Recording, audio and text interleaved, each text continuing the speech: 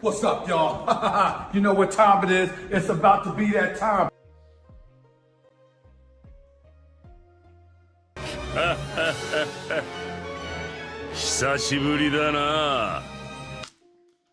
What's up, everybody? We are here. We're back. The celebration begins for chapter 1100.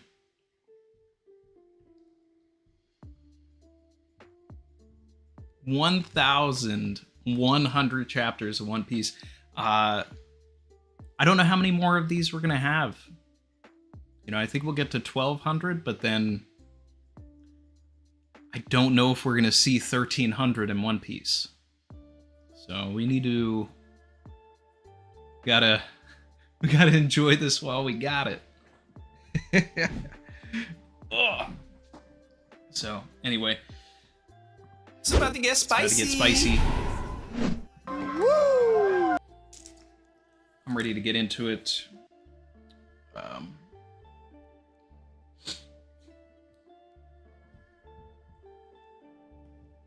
Pull this up here.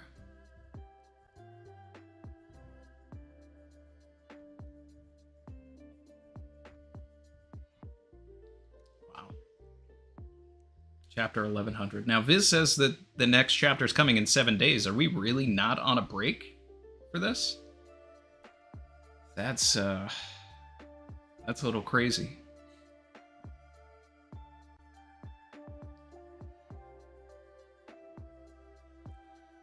And shout out to Veronica, who donated before the stream. It said, Oda, what are you doing? What in the world is going on? Randy cannot wait for your reaction. Well, I'm excited to get into it. Chapter 1100 is titled, Thank You, Bonney. Reader requests Usopp watching Sanji chop vegetables and being reminded of the Usopp pirate crew.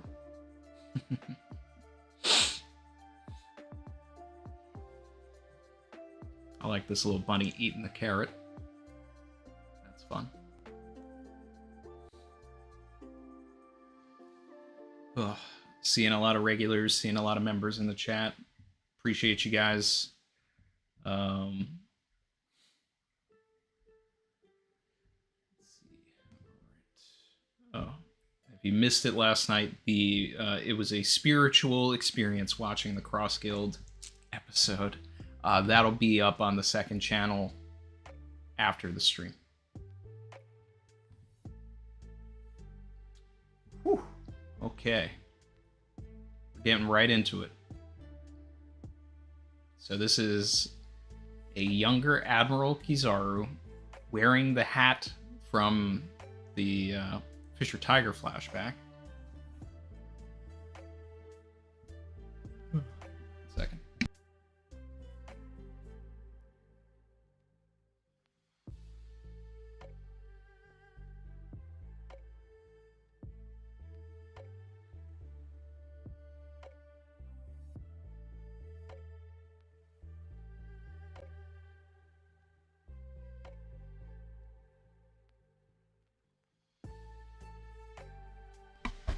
Some more water. Okay.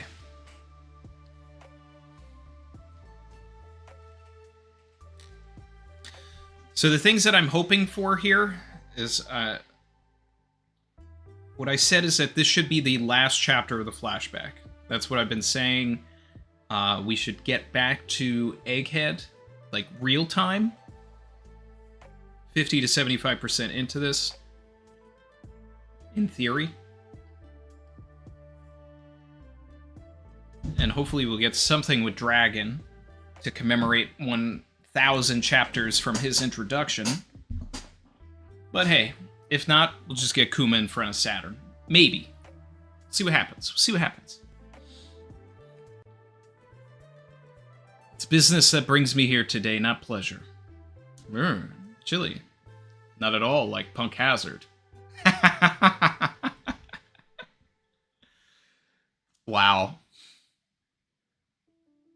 That's a fun reminder that Punk Hazard was not chilly until the fight between the admirals. Alright. This is the place where I plan to recreate the very future of humanity. In fact, I'm having difficulty keeping on top of all the ideas that flow endlessly from my mind. You know so many things. And yet you don't know every inch of this laboratory yet. We can't have you negotiating with pirates in secret. So is it going to be in order for them to do the process at all to begin with, Kuma's got to become a warlord. Oh, shut up, Borsalino.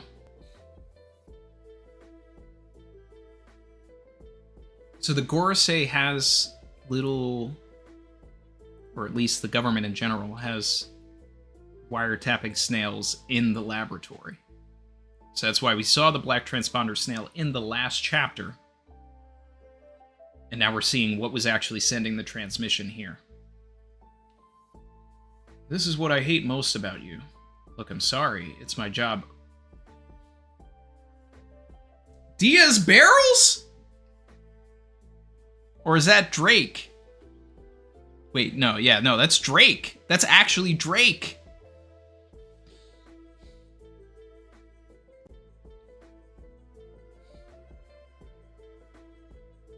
I forgot where we were in the timeline. I thought it was Drake's dad, but yeah, no, this is real Drake. Of course we need to see Drake. Drake was one of the first people to talk about Vegapunk. When he saw the Pacifista, he was like, Vegapunk's laser?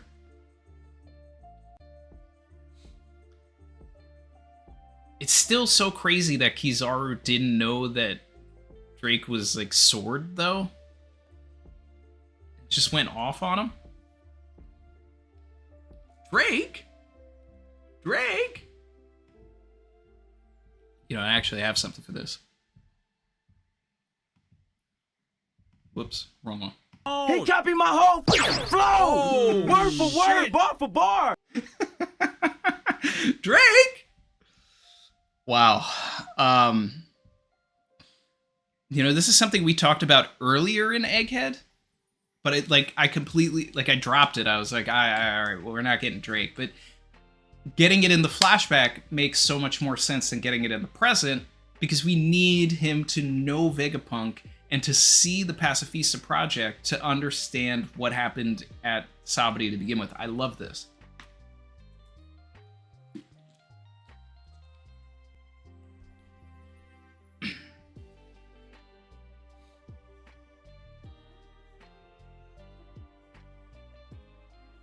This may not matter to you, Vegapunk, but regardless of Kuma's suitability to be the model of clone soldiers, he is a pirate with a 296 million berry bounty on his head. It would be a shame. It would shame the Navy for us to use clone soldiers of such a man.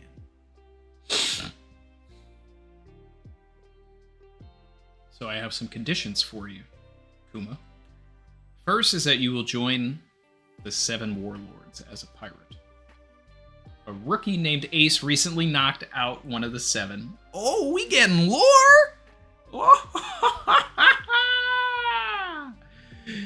Ah. Woo.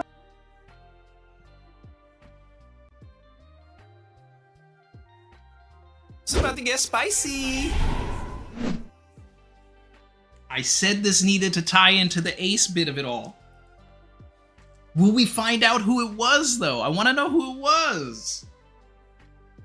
We knew that Ace turned it down, but we didn't know that he got the position from beating the person. All right, that gasses Ace up, but I mean, he needed to earn that 500 million or 550 million bounty that he had anyway. Oh, this is good. That's good Ace lore. Ooh, I like that. We've been searching for a replacement. The pirating world is growing restless, and you would be ideal as a warlord. Oh, we're not going to know who it was. Man.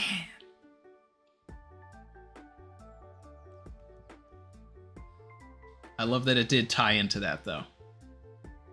My second condition, Kuma, is that you must be a human weapon for the Navy. You mean have them augment my body? That's right. Your unique qualities will make you a menace to other pirates. Alright, this part's a little weird. That'd be a big help to us in the Navy, too. Shut up, Kizaru. He's right. But Kuma also has a prior record of revolutionary activity. We cannot have that power turned against the world government. Therefore, my third condition is that you must ultimately abandon your mind and your free will.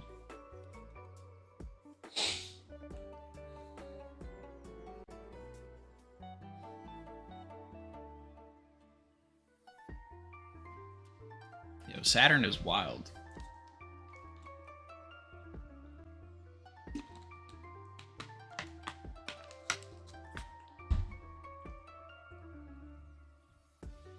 Now, wait a second. You're asking him to die, Saint Saturn.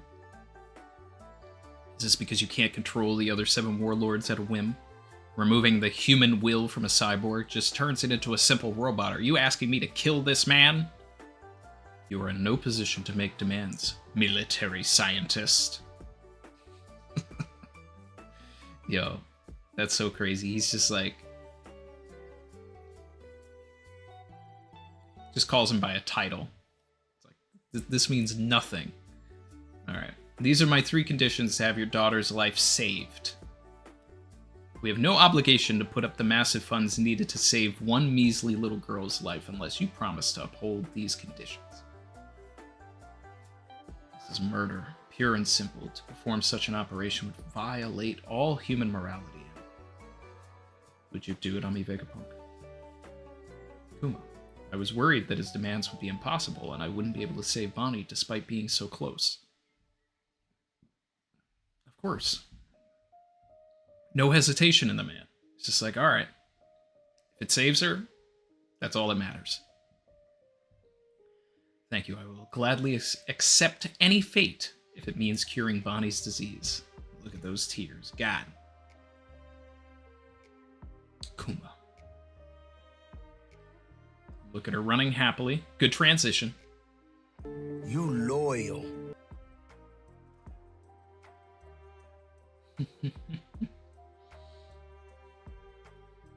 My guy Evo, member for 30 months, said this panel made me cry instantly. Reminder of Luffy and Amazon Lily, too.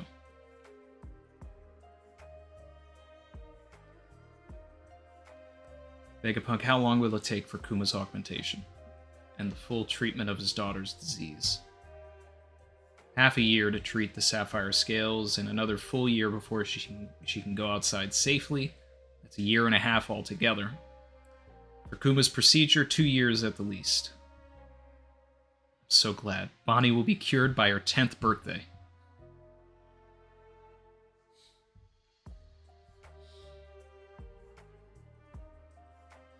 Think of your daughter as our hostage once she's cured. You will no longer have any reason to obey us. I'm not going anywhere. But we must be certain. The world government will take custody of her after her treatment. Her freedom will be granted only when you have fully lost your free will. Then Kuma and Bonney will never see each other again once she's better. It would seem so. Damn. This guy's gotta go. While Kuma's undergoing the augmentation process, he will reign over the seas as a warlord. You will be forbidden from contacting your daughter or escaping after the procedure. If you violate that order, your daughter will be turned into a slave. Villainy!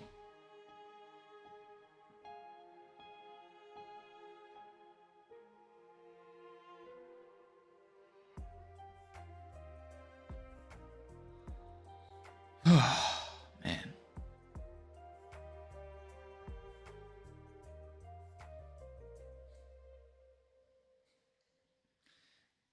You know, this man said, hey, you have to do this, that, and the third in order to save your daughter. And Kuma was like, No, brother. I appreciate you. This sounds like a new opportunity.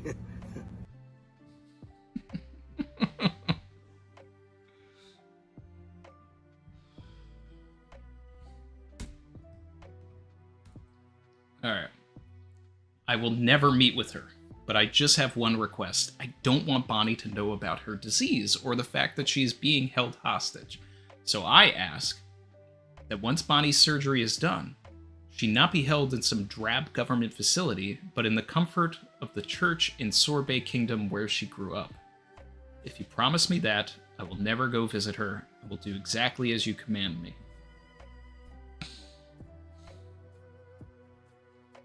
Very well. As long as she is under watch, it doesn't matter where. This should prove to be an interesting 2 years. You'll be staying here for the next 6 months, Bonney, huh? With you too, Daddy? Yes. They found some disease in me as well. I need to undergo tests. We're twins! Yay! Oh, this guy's sent tomorrow. Looks like there are lots of rooms with no windows in here.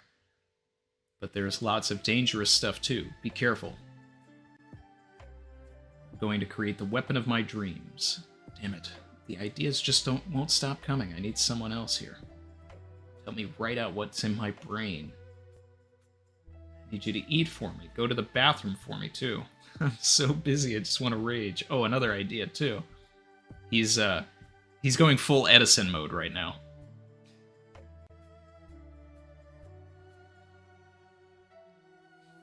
How long was I waiting to drop that Kala clip? A while. I think that's the first time I've used it because I've never found an opportunity. I'm short-handed. I need more hands. If there were only 5 more of me.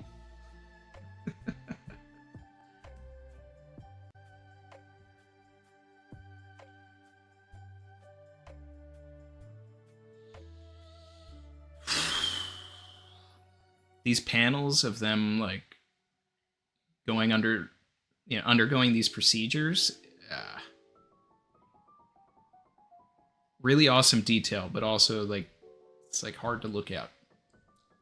Ah, oh, that drawing of him with Daddy written underneath. Oh man.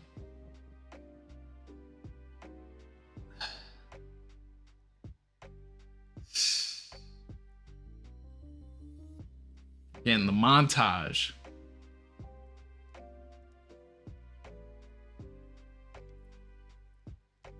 Umit cargo ship.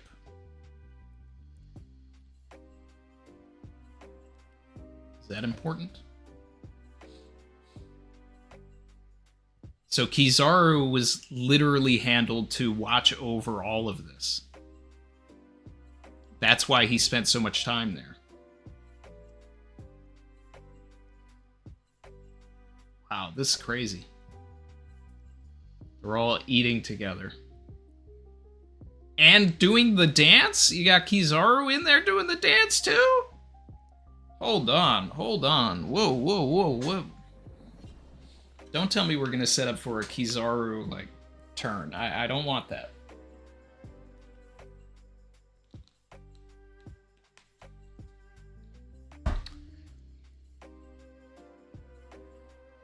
Oh, the Underworld Emperor from the Tea Party. That's right. Okay. Okay. We're keeping the lore going. Is he the one with the the mustache and the big hat?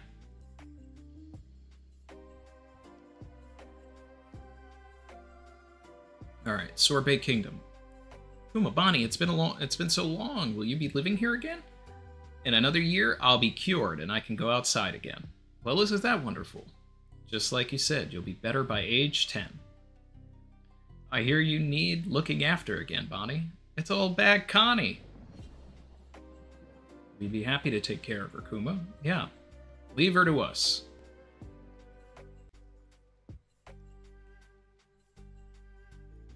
It's probably how she leaves. She pretends to be Connie.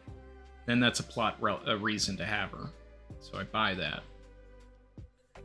Okay. Thank you. You're doing me a great favor. I'm a pirate now, so I can't stay here in the country. I don't think I'll be back for at least a year. What, that long? I'll write you plenty of letters. Good, good, good. The next time we're together, we'll go and see the horizon at the sea. Why are you lying to her, man? Why are you lying? No. You lying? Why you always lying?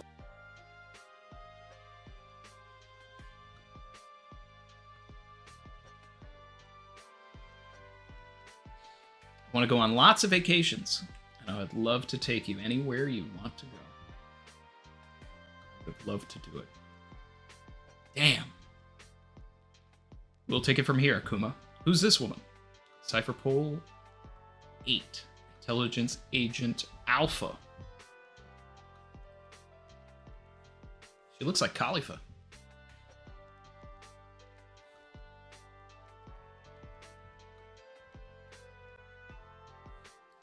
I'll be here to monitor Bonnie's disease until she's perfectly cured on doctor's orders. I'll be handling everything from temp checks to daily doses of medicine. Call me Nurse Alpha. Nice to meet you, Bonney. Can't have any suspicious strangers around before she's cured, so I'll want to see some identification from all of you. What a bother. What did you build out front? That's our temporary housing. A child's neck can be crushed just like that. I know. I'm not coming back. Thank you, Bonney. Thank you for being born. Damn. Yeah, Alpha's trash. Take care. They called this pirate a tyrant, but Bartholomew Kuma was utterly faithful to his orders from above. They did always say he was the one that, you know, handled. He listened. His presence among the 7 warlords terrified the pirates of the world. Young master, there's a new warlord. We got the Dofi cameo. We got the Dofi. I mean, they were introduced together, so it is fitting to see his reaction to everything.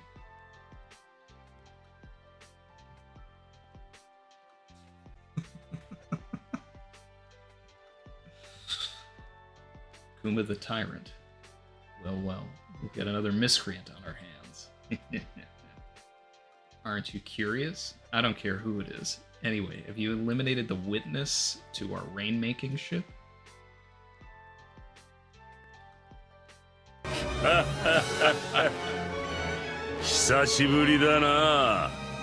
Yeah, buddy! Yeah, buddy! Got that. Woo! Croc sighting. And the return of Miss All Sunday.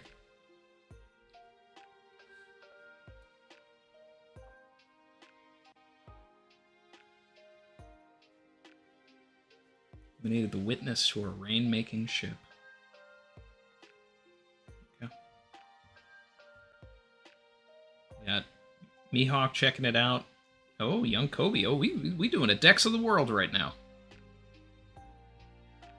It's as big as Whitebeard, they say.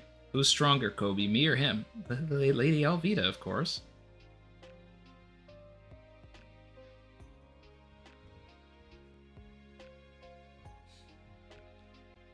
Hey, okay, we got the ace here. This is feeling like chapter 1100 now by going around everywhere. Jinbei, here they got a replacement already lined up. Isn't that nice? Who are you to talk, Ace? I'm reading about it now. A former king, eh? There's an active king in the lineup as well. The world of pirates has changed. Matters not to me. I'll never go to Central. But we still need information, Snake Princess. There's Gloriosa with the paper, of course.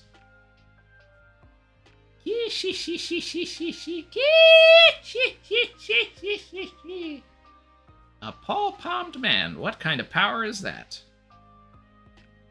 Even still, he's a warlord too, Master. Alright. So... L on Moria and Kuma knowing each other.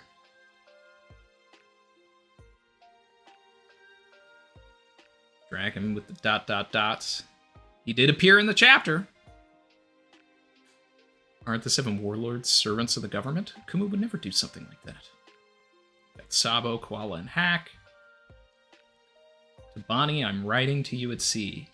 Oh, he made the drawing his sail?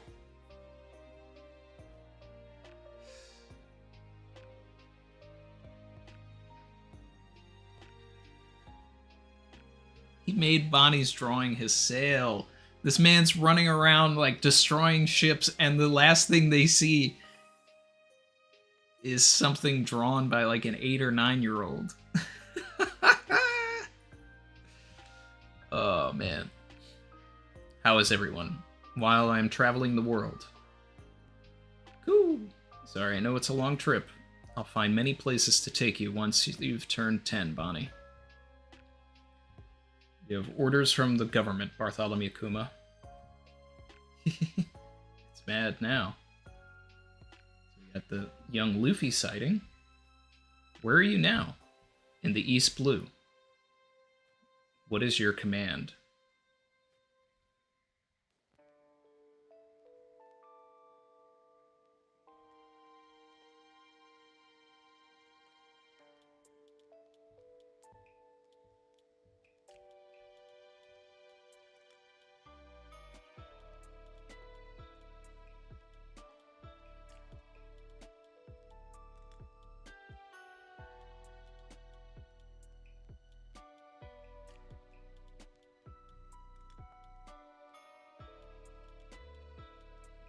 What?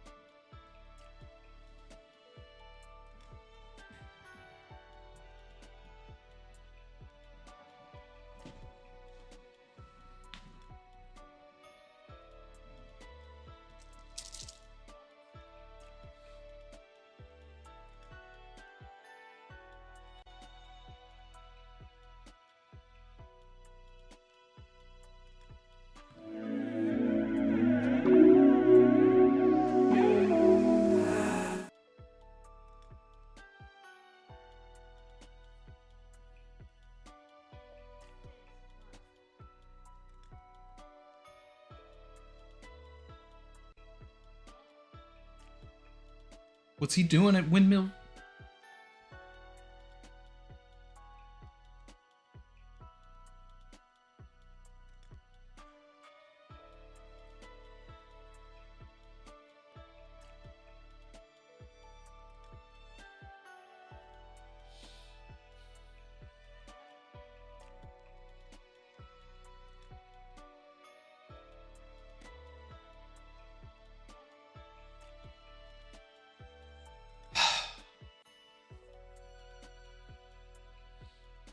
Did they send him to investigate the Hito Hito no Mi model Nikka because that's the surrounding area of where Shanks like misplaced the fruit?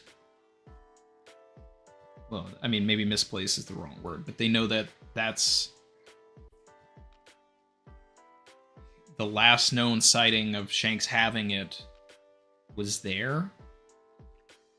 Or maybe they interrogated one of Shanks' crew members and found out that there was a young boy on Goa Kingdom that had eaten the fruit.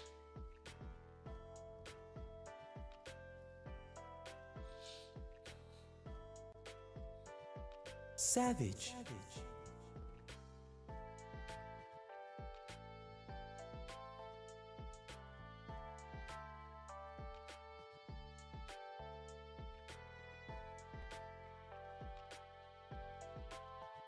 I mean, I can't imagine that Luffy and Kuma are going to interact in any way. Because Luffy never had any sort of recognition anytime that he saw Kuma. He never was like, oh, it's you.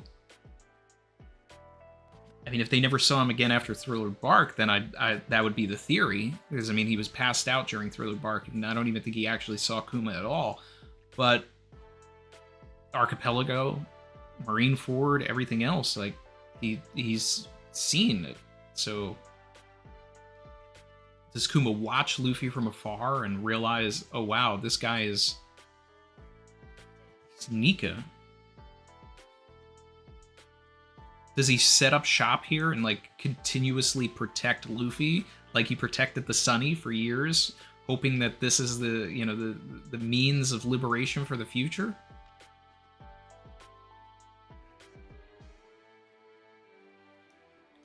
I don't know. This is an insane development. But it's like it also has to work within the confines of the canon. Like, you can't just retcon stuff. So what did he do?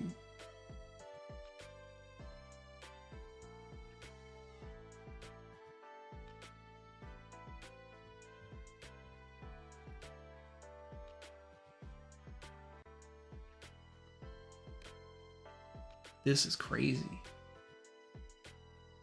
I'm so pumped for wherever this is gonna go.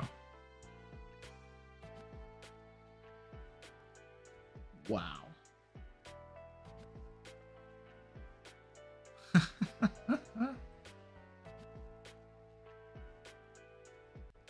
Oh, this is so exciting, guys.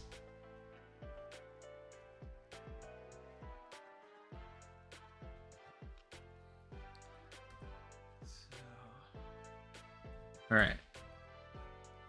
So I played myself that this would be the end of the flashback. But we did still get a lot of things right. That this would be focused on him becoming a warlord. That dragon would appear in the chapter. I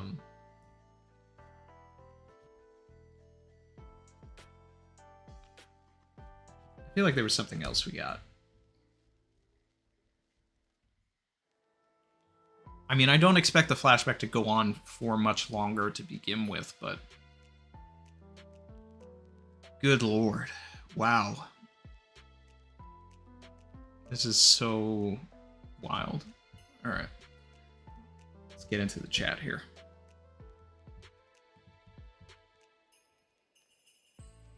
Let's get these likes up, guys. We got 400 people in here and only 100 likes.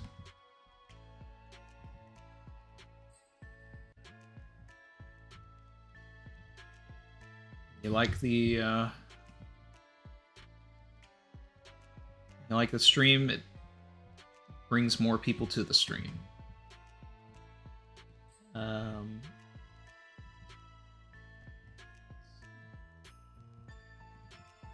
moving things around.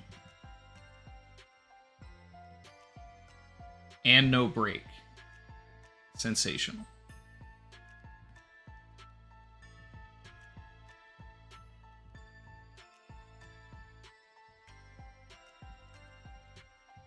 Shout out to Terrible TJ, who said, I want the flashback to end with Bonney setting sail on her journey, just like Luffy did in the beginning of the story, like D-Stream. That would be fun.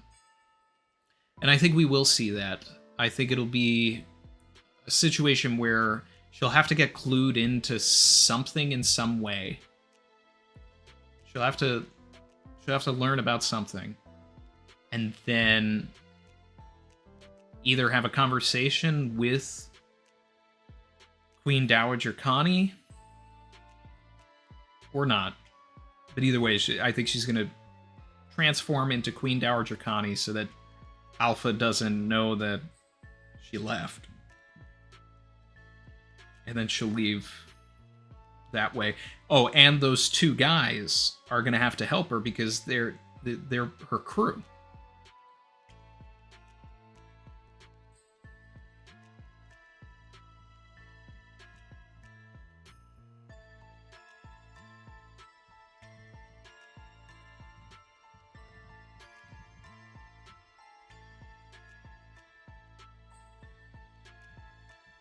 See you later, Chin. Appreciate you dropping in, man. Let's see. I'm trying to catch up on the chat here.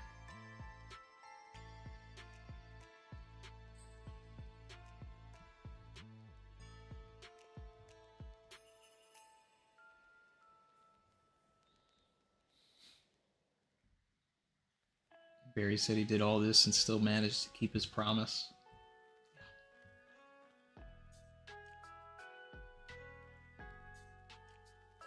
A lot of people are saying Alpha's Khalifa's sister. I mean, probably. Like, I wouldn't be surprised if we got that. I was actually going to suggest that myself, that we would get that in an SBS. Because even their names end in fa, right? Khalifa. Alpha. Alifa. Well, oh, it's got to be that way, right? Because also, I think when you would pronounce alpha in Japanese, it would kind of sound like Khalifa, like Alifa. Alufa. So they've got to be related. And considering that Khalifa's dad was, you know, in CP9 and was there for Ohara, I buy that it runs in the family.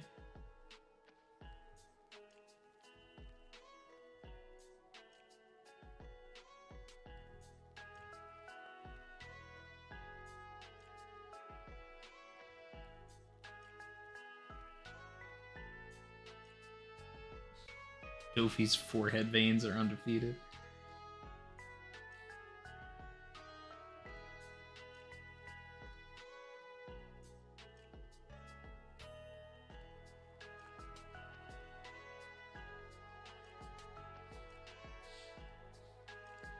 Why was Alvida in between the warlords? Asked Volkazard. I mean, probably because of her connection to Buggy at this point. So I don't know. Pretty interesting.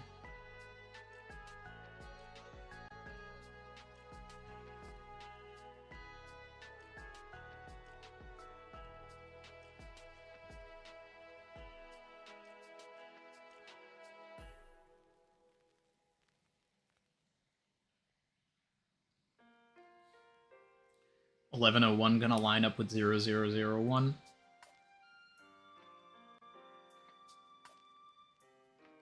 I mean, it could.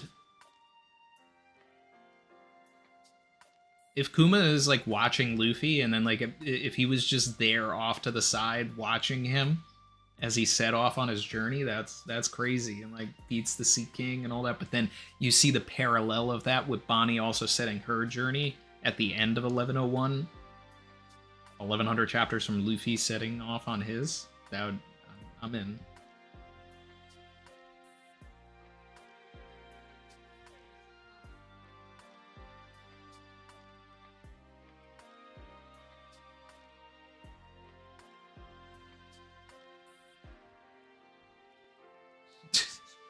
Leonardo Martin said, the Gurusei said, "We need you to deal with Curly Dedan."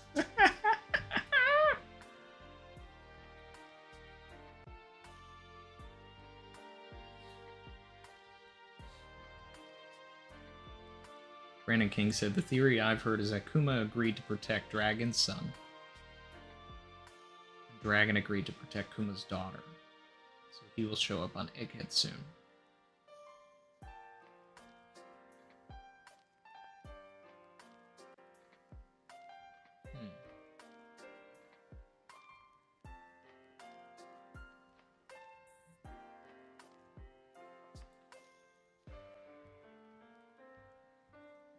I mean, this all has to deal with the fruit, and it has to end with some other way of, like, Kuma saving Luffy without Luffy actually realizing it. So they'll be like, "Hey, investigate this island. We think that the fruit is there." He'll see Luffy. He'll get some Nikka vibes, and he'll leave and say that the fruit wasn't there. It'll be something like that, because they have to get off the back of the Goa Kingdom. And Kuma would want Nikka to return. Period.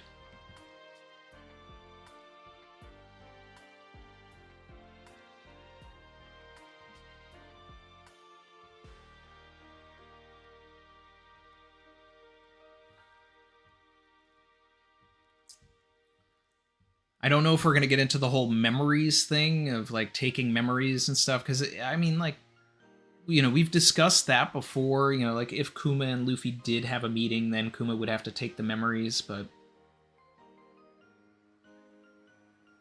it steps on Pudding's power so much, though. It's like, what can't your fruit do, Kuma? How many fruits in one is your fruit? Shout out to Alejandro Salas for the super chat. Appreciate you, man. Said, what do you think happened to Kizaru's hat drip? Did he lose it, symbolizing his, you know, losing his personality to the world government? Hey, you know what? Sometimes people just change. Sometimes, you know, you just...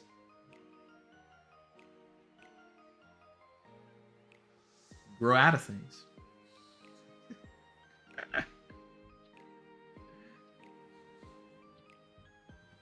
But it was nice to see the hat drip come back.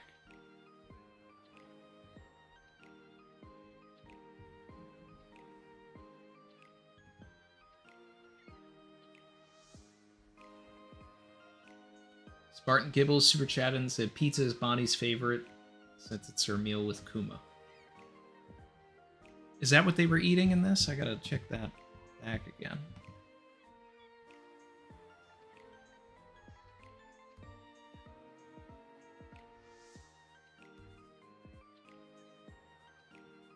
Yeah, it was a big pizza feast.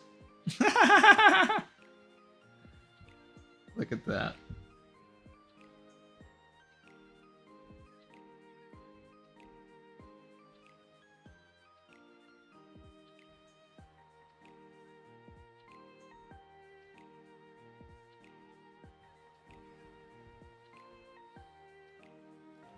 Shout out to Javis Arias.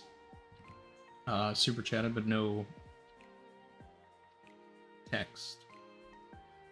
Be sure to drop something in if you want me to read it, and I'll look out for it.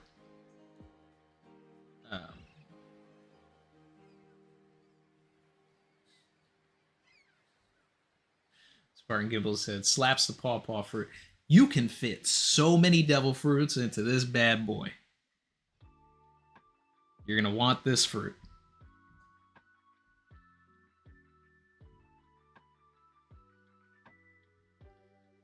Javit says, Luffy has a bad memory, so it might not matter. Yeah, that, you know, I didn't say it, but that, like, kind of crossed my mind, but I also, you know, I don't really like that. Because Kuma is so unique. He is, like, literally the only Buccaneer that we know in the entire story. You know, there's, you could say Mate is Big Mom Buccaneer, you know, like there is Whitebeard Buccaneer, like these other tall characters that, you know, don't really have an explanation for why they're so tall, but we only have confirmation that he's a Buccaneer. So in that case, he really should be unique. He should be memorable.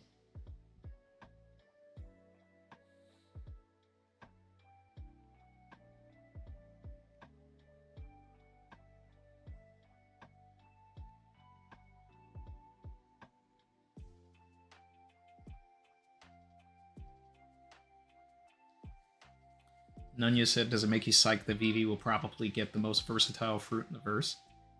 Yeah. Yeah. Absolutely.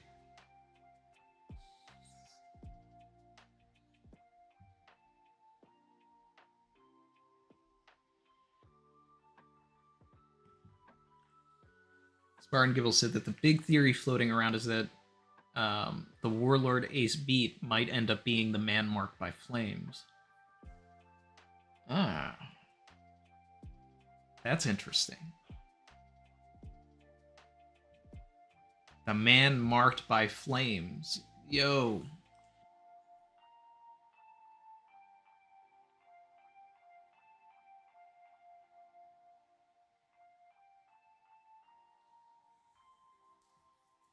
Ace put him through the crisper? He made that boy crispy? And then now everybody calls him the man marked by Ace? Got a little too hot? Wow.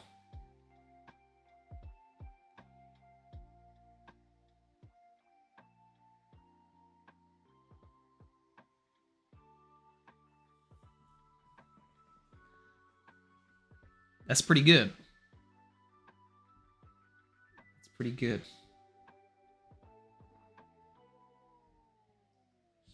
I feel like if I had a little more time to cook, I probably could have came up with something like that on my own.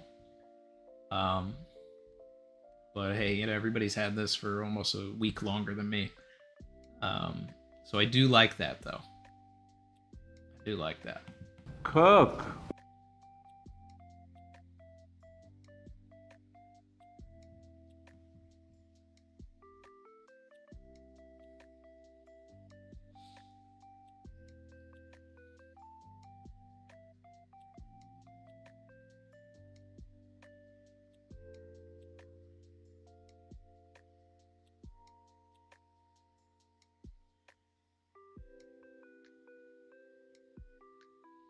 Shout out to Funky Queen. So, what if the world government has him find someone with rubber powers and he sees Luffy talking with Garp and it clicks for him that this is Dragon's son? I mean, I'm down for more Garp.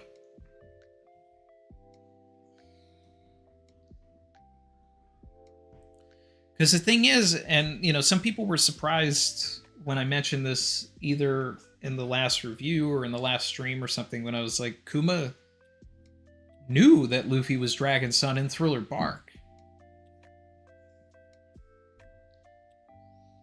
And then, I don't know, I got some comments. There was like, but Ivankov didn't know. How did Kuma know? It's like, maybe we'll get that answer. People have forgotten in Thriller Bark that like he really did show up and like he was asking questions, and then he like has a little thing at the end of the arc where he's like talking to the sky and addressing Dragon about Luffy. So it's gotta tie in some way that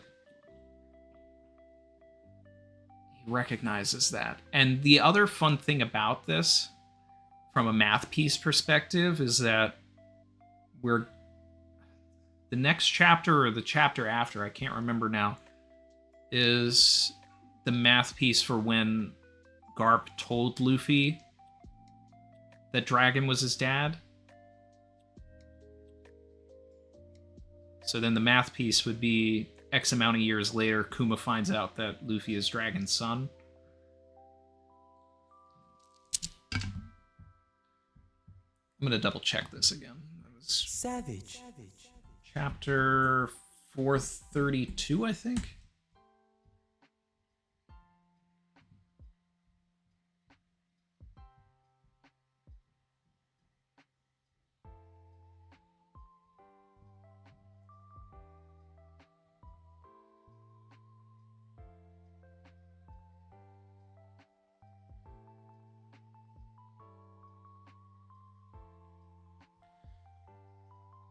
No, we passed it.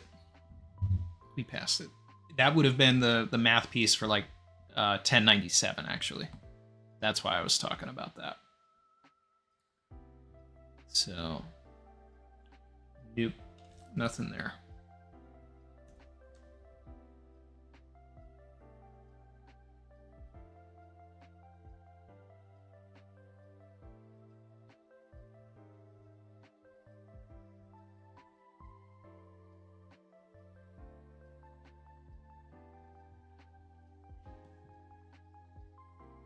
Let's see.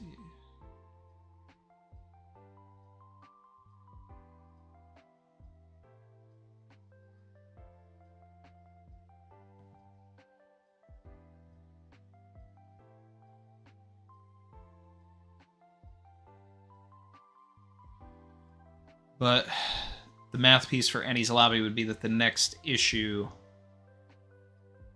is when Garp goes on the offensive after the Straw Hats outside of Water 7. But I don't know how that's going to necessarily line up. Javatari has said, Man Marked by Flames is definitely going to be the Warlord Ace beat, and my simple mind cannot accept any other possibility until proven otherwise.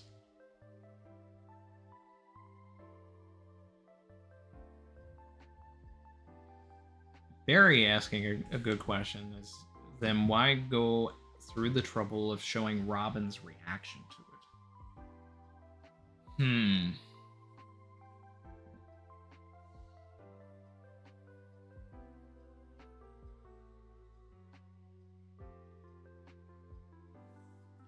that there still has to be some sort of a connection to Robin. I mean, that's why I really liked it being Saul. Like, I really liked it being Saul, because then it would be a pun not necessarily on like actual flames, but that he was, you know, burned he had ice burns instead. But if you go literal and it's somebody that Ace fought, you know, that's cool too. But where is the tie to Robin? It's like you would want somebody else that survived O'Hara, and I don't want any other survivors. I like Saul because it's, you know, it's good for the plot. But it's like, is it Clover? Yeah, it's like, that's stupid. And even if I see it, I'll still say that it's not great.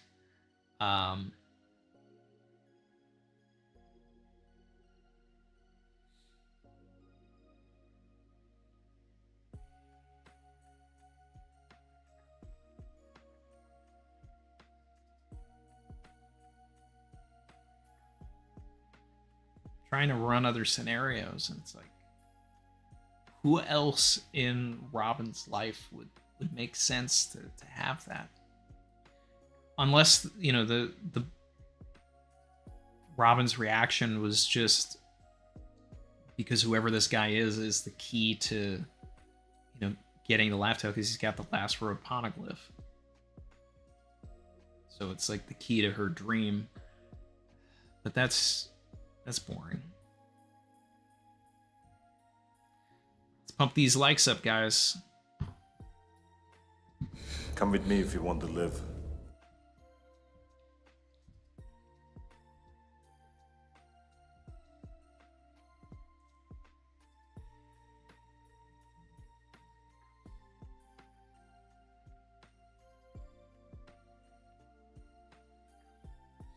Nunya said, what if it was Wang Zhi? It wouldn't be, because we got confirmation that during the 2-year time skip, Wang Zhi was active and was in control of Hachinosu. So it's something that it was a throwaway line in chapter 1059, but it did give us confirmation that Wang Zhi was an active pirate during the time skip, and then was dethroned, and whatever happened to him afterwards, we don't know. So he was a part of the Rocky Port incident that made Law a warlord. So he wouldn't be talked about in this flashback. Could he still be the man marked by flames? Potentially, but it wouldn't be the connection to Ace, because Ace would have already died by that point.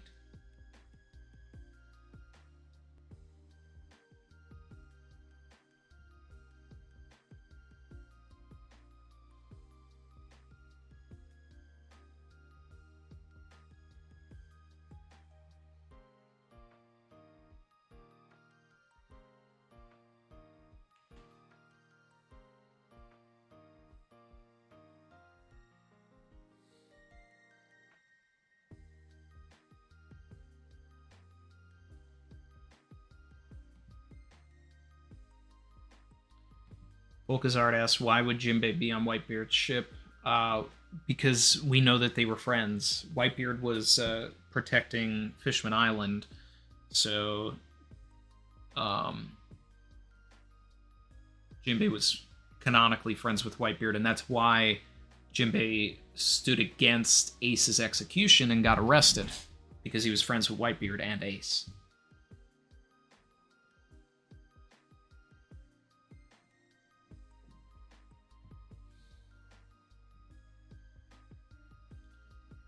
Hercules D. Zori said Robin's dad, ? Which is interesting. And something that we definitely talked about and brought up when that chapter came out. And I had said that was one at the we haven't talked about it really that much since, but it is still one of my favorite responses to one of my favorite outcomes. Like, if we get information on Robin's dad, then that's cool to me. But I also really wouldn't mind if Robin was actually Dragon's daughter also, with like a different mother, obviously, and Olvia. But if it is somebody separate, then I'm okay with that too.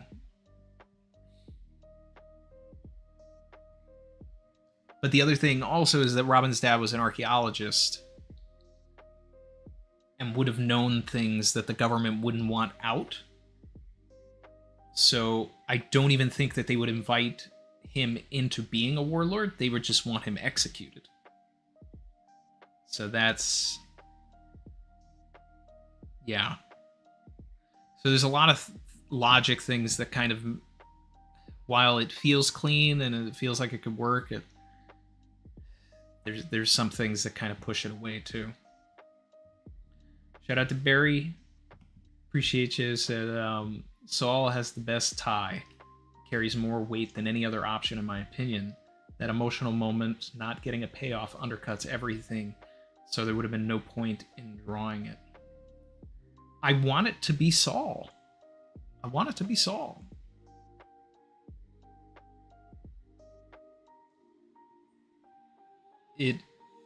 But you know, like Saul becoming a warlord though is I don't see that. But them talking about his connection to the government would just be because he was a former vice admiral. So I don't know. I still just want it to be Saul.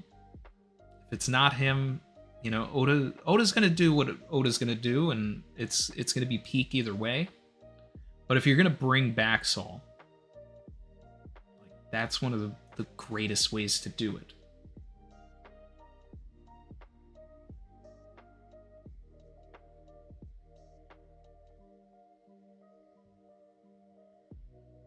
You loyal.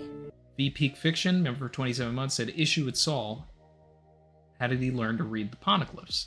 He has all of the books from Ohara. He rescued them. Inside those books has to be ways to read the poneglyphs, because otherwise how did Robin learn it? She was reading the books in the Tree of Knowledge. So those books, those notes, everything, they have to have... there has to be information on it, because also Vegapunk studied all of it. So theoretically, like, Vegapunk should also know how to read the poneglyphs in a way now too, because he's been studying it. But he also doesn't need to necessarily know how to read the poneglyphs. If he's already read the books and he knows a little bit about it, he just needs to be the protector of the books until Robin gets there.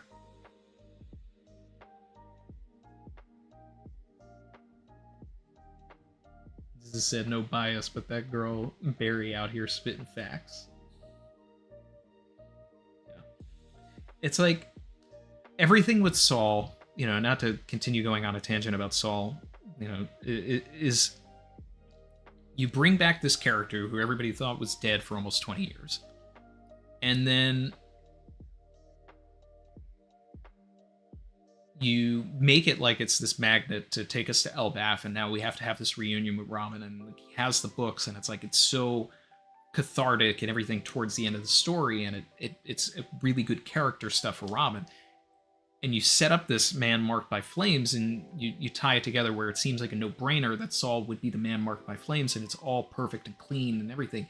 And then Oda throws this curveball, which makes you believe that, okay, maybe Saul isn't the man marked by flames, it's somebody else.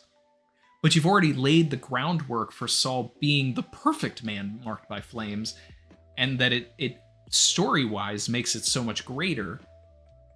I hope it isn't a situation where Oda's like, oh, everybody already figured out that Saul's the man marked by flames, so let me make it somebody else now. And it's like, no, because then when we get to Saul, it's going to be a little less compared to like the amount of pressure that you just put into it. So I don't know. We'll just have to see where it lines up. But a lot of this stuff is really, really shaping up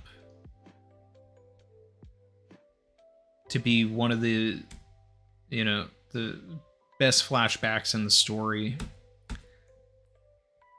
I think my major issue with this flashback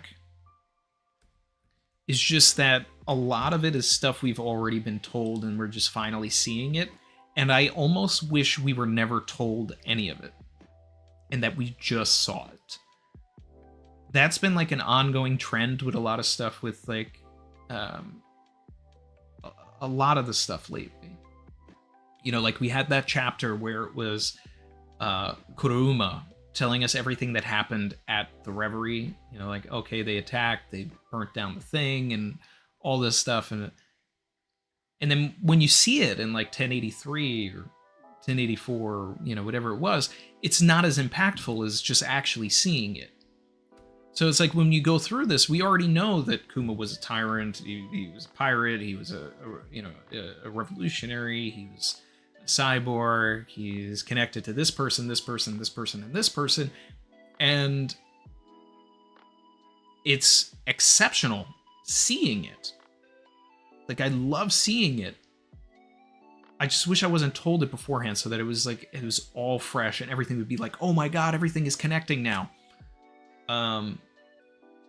But Oda drops these crumbs and it's like, you can kind of create a murder board of different things where you're, you know, connecting the pins with string and everything. And it's like, okay, well, this character has to be involved here and this has to be here. And that, I mean, that makes the theory crafting fun. But it, you know, it does undercut the story a little bit.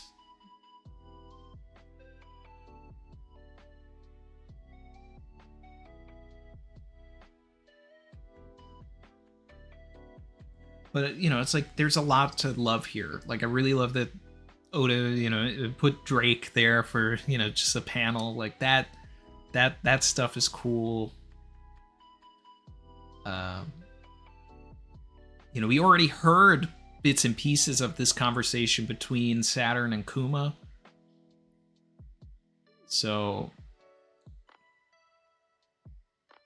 like, I would have rather just seen it here and just had, you know, the big reaction of, wow, how Saturn is so evil, you know?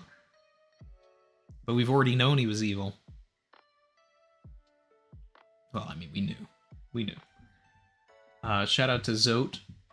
Appreciate the super. Said, if Kuma is a Goa to retrieve the Nikka fruit, and he lied to the Gorosei about Luffy having it, not being someone who can awaken it, may explain why the Gorosei didn't pursue Luffy more adamantly. Yeah, I mentioned something, you know, along those lines earlier, and that's exactly what I think we're getting out of this end part. Like, if we're going to add story to this, like, one of the big issues with everything was, you know, what 1044 came out and everything leading up to it and afterwards with the Gorosei talking about the Nikka fruit. A lot of the comments in the community and everything was just like, okay, but why didn't the Gorosei go harder for this? Like, if they knew this thing was so dangerous and they knew that Luffy was rubber, then wouldn't they have known that this was the Hito Hito no Mi model Nikka? And that's why I think Oda's doing this in the first place is, like I said earlier, this is going to be Kuma reporting to the Gorosei that he didn't find the fruit, or that there's nothing to worry about. Savage. So that Luffy can continue to live unbothered for the next however long it is, and then start his journey. And theoretically, you know, you take into consideration how long the first half of the story is, just a couple months. Once he gets onto the Gorosei's radar after Alabasta, like, they do actually really try to go after him pretty hard. And they send as much manpower as they possibly can to each interaction. It just doesn't feel that way, like, you know, because Oda's not like actively showing them doing it, but, you know, we just hear about it afterwards. they want that for Kuma is going to protect Luffy once again without him knowing it. Well, this will be the first time he's protecting him.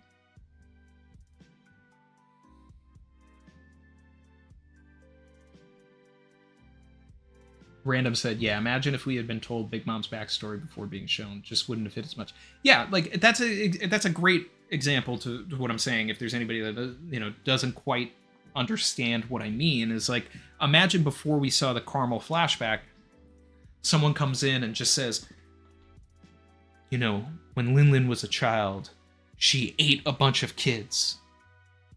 And it's like, what's better? Some random person, like, imagine like that giant that saw everything happen. Like, we saw him explain it. Like, he just comes in and says, I watched her eat a bunch of kids. And then it's like, to be continued.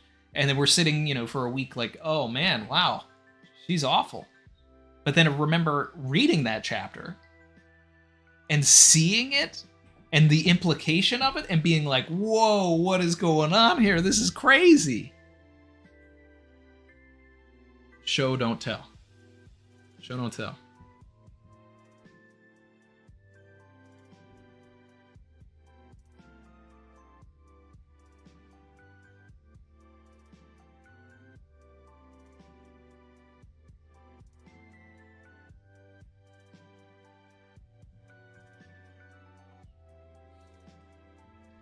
The implication is so much more impactful. So that's why I,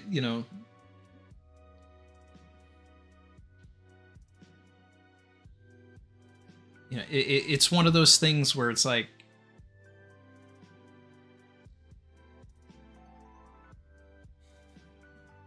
if the live action ever got the opportunity to get to some of these areas, there would be nobody like giving this stuff out as exposition. It would all be saved for seeing it. Because it's just that much more impactful.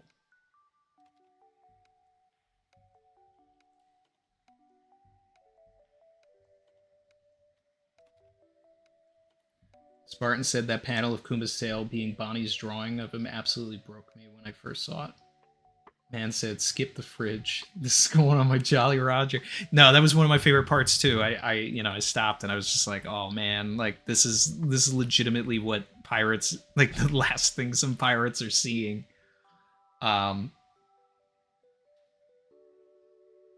Legitimately one of my favorite flags in the series. And you know what it also reminds me of? It reminds me of Luffy's like redrawn Foxy flag. It looks like Kuma was out here and lost the Davy back fight against Luffy, and Luffy had to redraw his flag. I love it. I love it.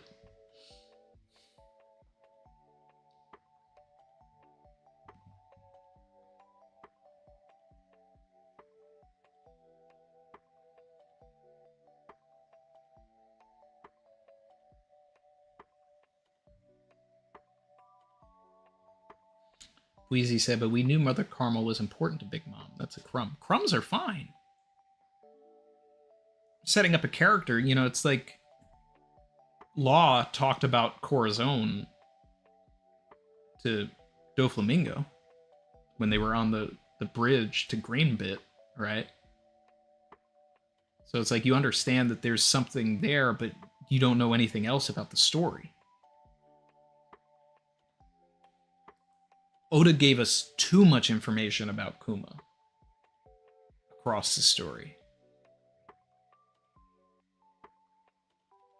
So there just aren't as many twists in the flashback. There are a bunch.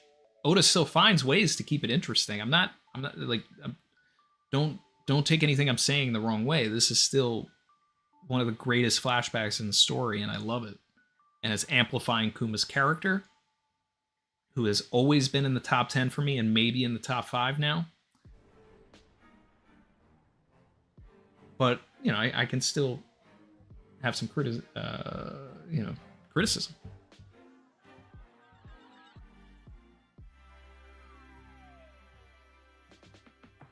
And it was also a very solid, anniversary chapter. 1100. With 1101 potentially being even better. all of these chapters that are like around, you know, this area, you know, whenever it's like the 99th, the 1000th, or, you know, the 100th or the 101, like Oda always goes off during these areas, because they're all technically anniversaries of all types of different things, and it's like whatever he couldn't fit into this one, it's that, and it's like he's getting all of his ideas out.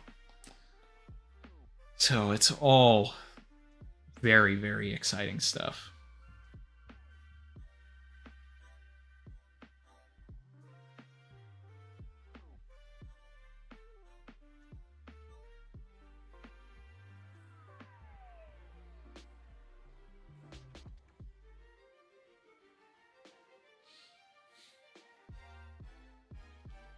Evo said, so what is the thing you think we're being told too much of here? Well, I think one of the big things is the relationships between characters was too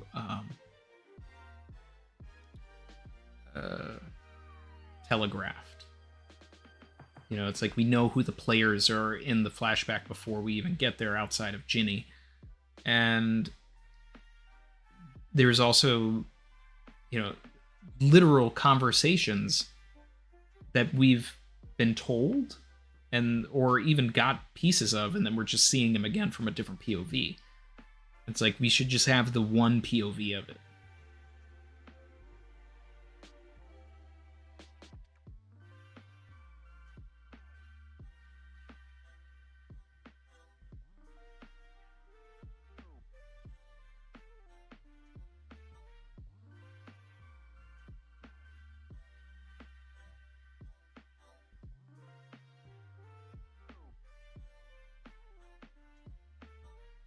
A man that got beat by Ace can't be trusted with the last road poneglyph.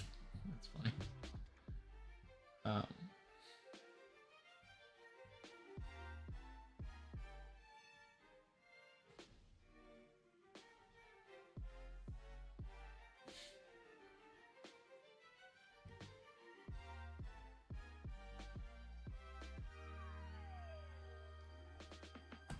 Let's take a look at everything again here.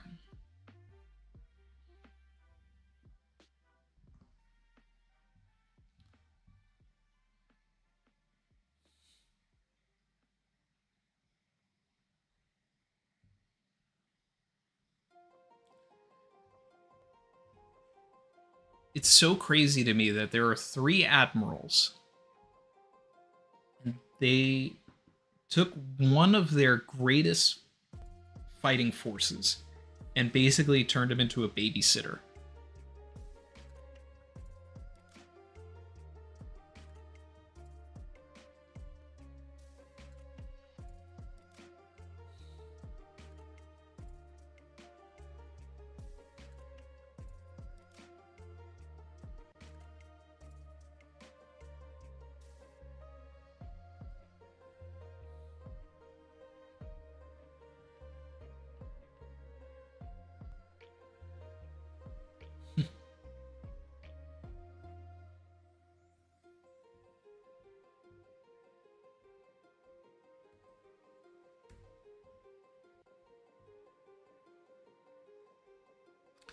Oda knows exactly what he's doing with this flashback, though. Like, that Kuma panel where he says that he'll gladly accept his fate, that just hits. And then to go from that to Bonney being happy, that's classic Oda right there. That's classic flashback Oda. Like, that's the perfect thing to cut to just hammer home the, you know, the emotional aspect of everything that's going on.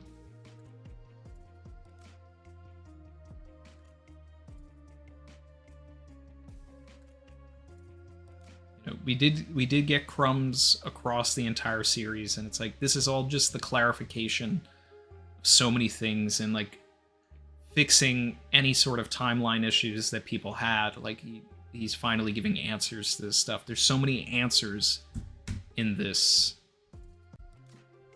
Even if we knew a lot of it, it was never like outright confirmed in the way that it is in this chapter.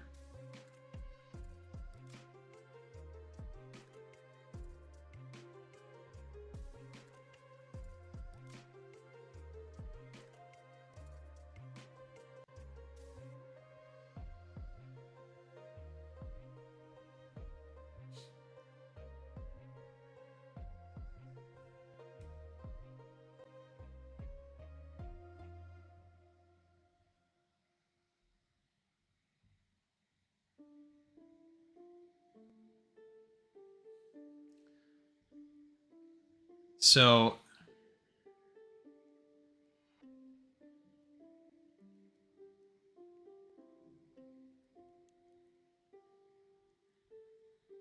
wait, what?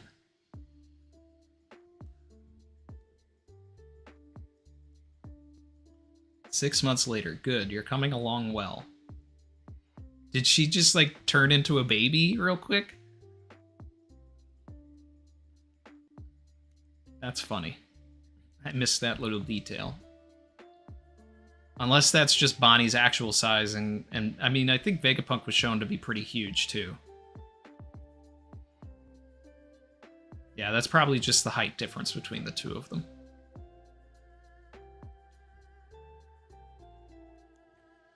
It just seems really weird in this, like, 6 months later panel. Vegapunk looks like he's holding a baby. Which she could do. It's in her wheelhouse as a power, but...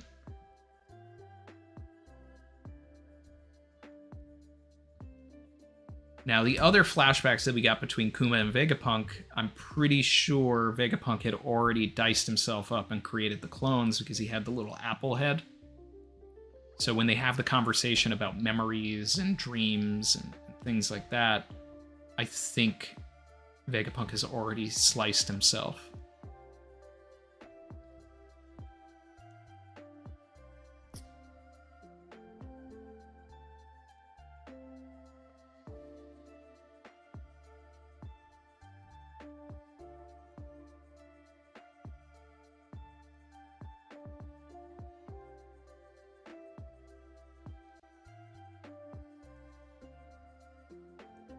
And this man just lying to her and saying, I would have loved to do it. That hurts.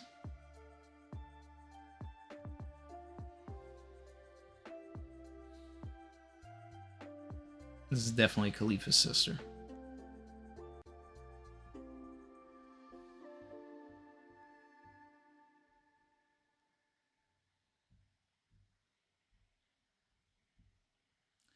So what do we think? Is this like 15-year-old Luffy here, or is this 16-year-old Luffy? Where are we?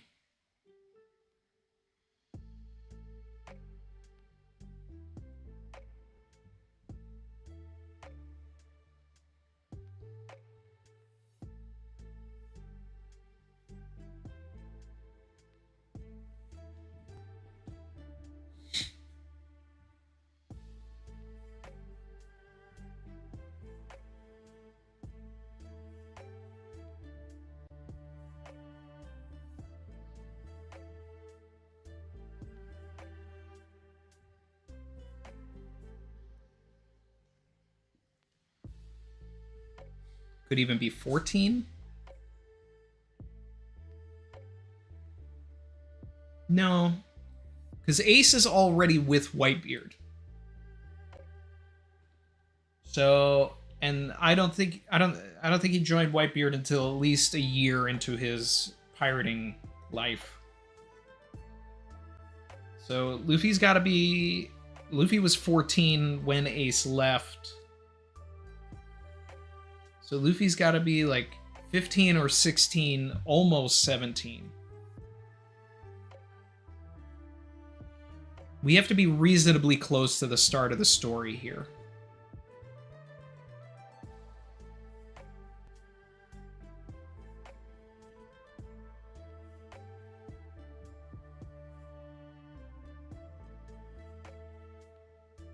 .5 years or less before the story. See, like that feels right.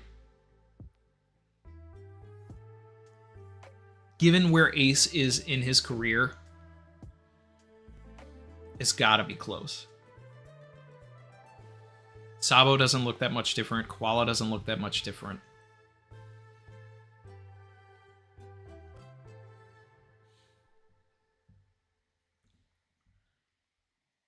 Operation Utopia is already in action. Crocodile's plan was like 5 or so years in the making.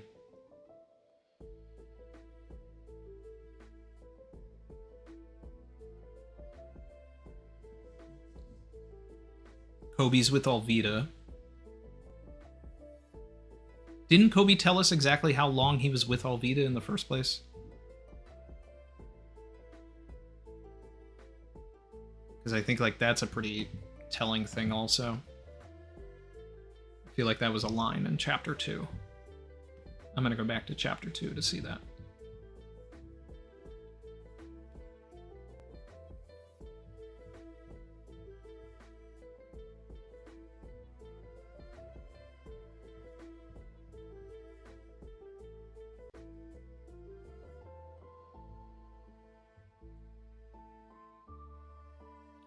That's a boat I built secretly for 2 years.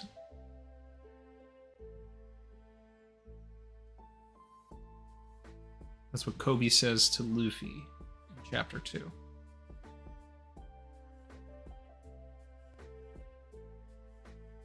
Alright. Kobe was with Alvida for 2 years.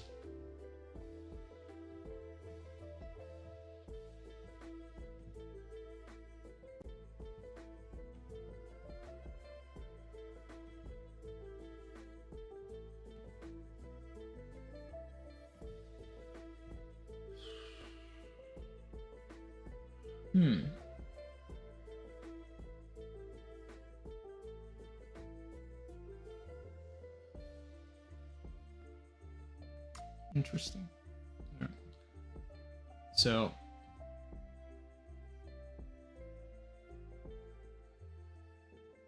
that means that tells me that Luffy is definitely at the very least 15. If not 16 at this point. And I'm sure we'll get clarification in the next chapter. Which, no break. It's wild.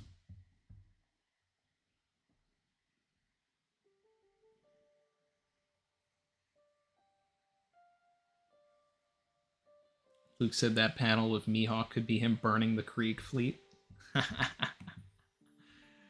That'd be crazy. I wonder... Can't remember...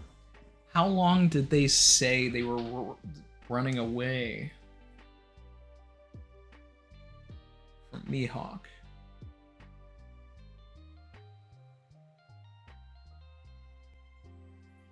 Because if that's actually the Krieg fleet, that puts a lot of pressure on the timeline. Because then we're just like...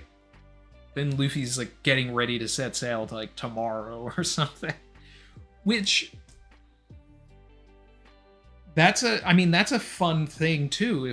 If chapter 1001 is literally like the day of Luffy leaving, like the day before his 17th birthday. That's kind of fun.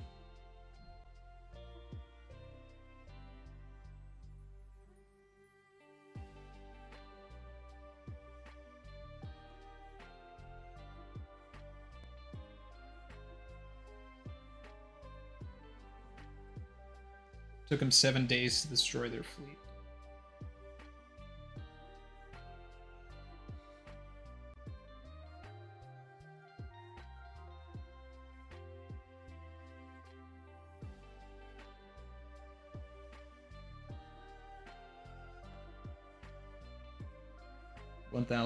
being 1101 being timed with 1. Yeah. No, that's definitely what Oda's going to do. You know, in the math piece of it all, he's gonna mirror Bonnie's journey with Luffy's journey. So there's a good chance that Kuma is there right before Luffy is about to actually set off on his journey, and then like we're just getting all of these different perspectives. Like, you know, like you see him set off, and then when you get the ASL flashback, like you see it again, but with new context, and you actually see him get into the boat and yell Sabo's name and then hit the Sea King again, right? But what if that entire time somebody else was watching him do all of that and it's Kuma from afar? Like, that's the interesting thing, so that we just continuously find that other people were there. Oh, man.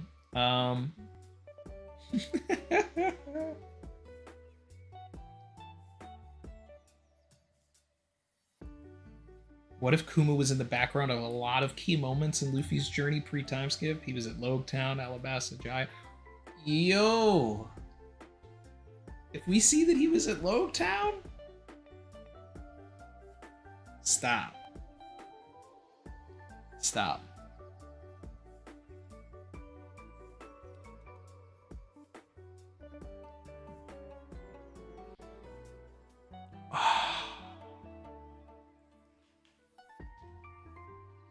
Stop. Hold on a second. I'll be right back, guys. Like the stream.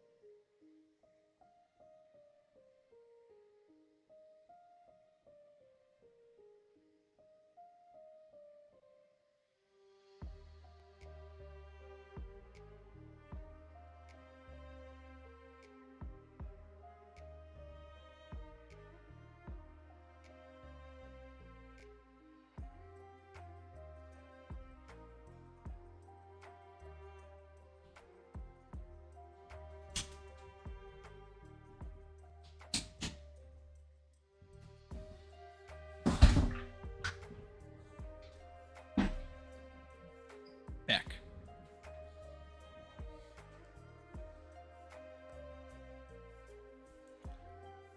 DK said, I don't like Kuma following him, but certain places at certain times make sense.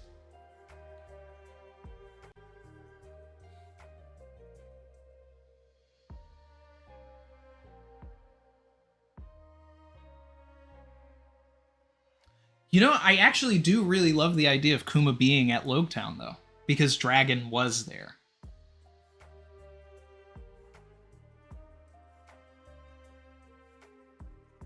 And that's how he would know. Because he has a conversation with Dragon. Like, yeah, I just saved my son.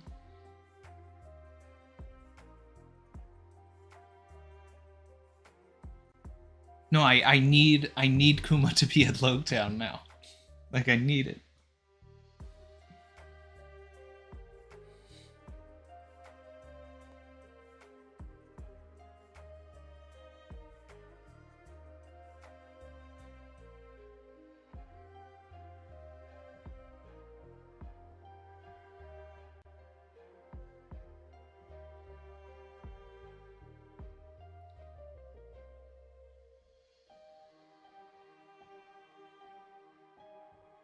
Kuma is Panda Man. That's funny. Wow.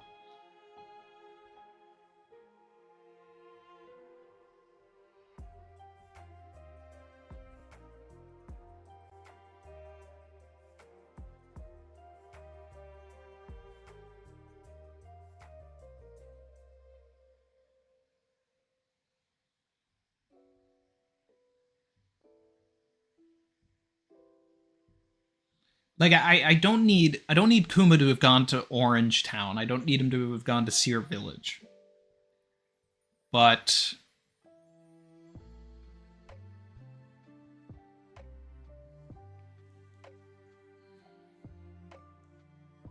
maybe Shellstown. I don't know. But I really love the idea of Kuma being at Loguetown. Like, more than anything, I absolutely love that.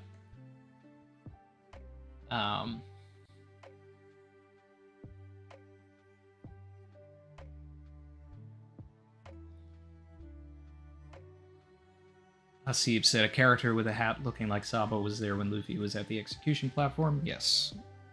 Been talking about that for years.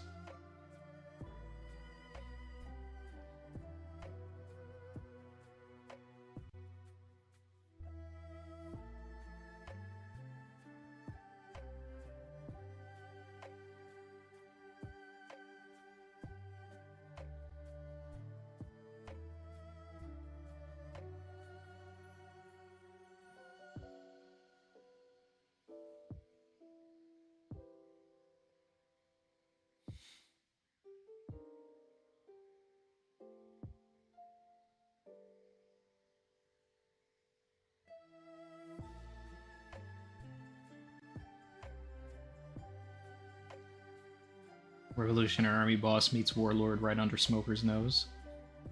But he's too busy capturing another Warlord, who eventually gets away. Buggy.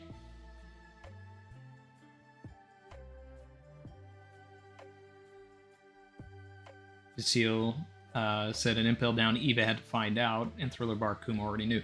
Yeah, I've talked about this a lot, that Kuma knew, when Eva didn't. So that's why I really like what Oda's doing here. It explains why he would know, and if we do get him in Loguetown, eat. We are going to eat. Oda is going to Cook.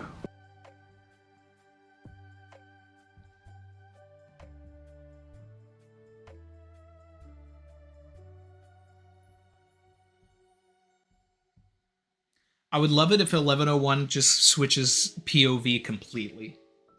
And we're like with young Luffy for like 4 or 5 pages, and we're just getting more of his flashback, like before he's about to leave.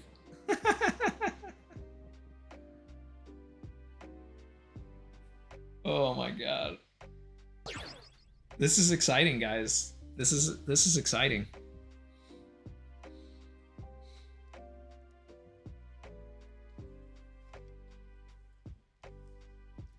Oda went in on this drawing of Doflamingo too.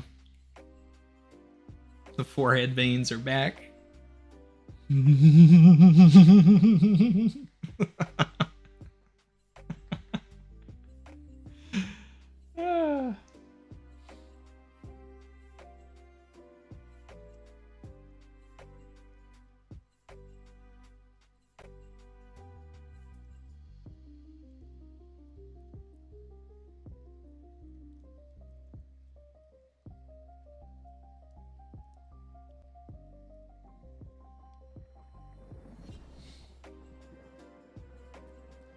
Do I think we'll return to Egghead next chapter? Now that we didn't in this chapter, I don't know if we will. Because I think the better thing to end the next chapter would be to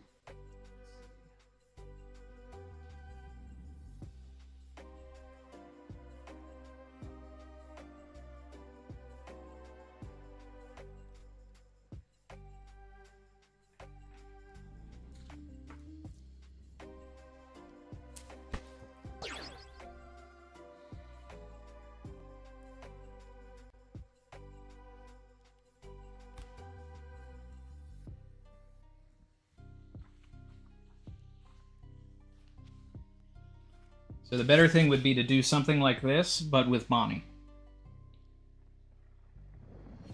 Or we see this one more time, but from Kuma's perspective.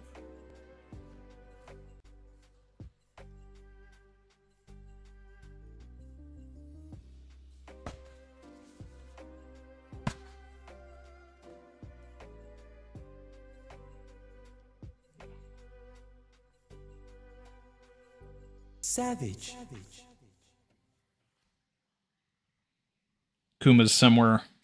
Somewhere over here. Yeah.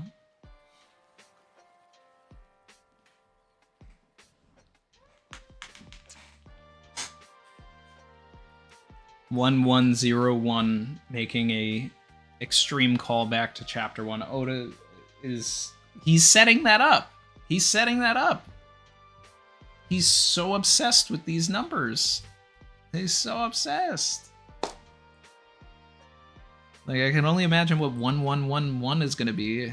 I mean, Zoro better have something crazy to do because that's his birthday. I just hope we still get Vivi in 1103. It's like at this point, we're going to be back in Egghead at 1102. It's going to be really like in the focus of all of that, so I don't know. We'll still be getting her soon. But this may push that.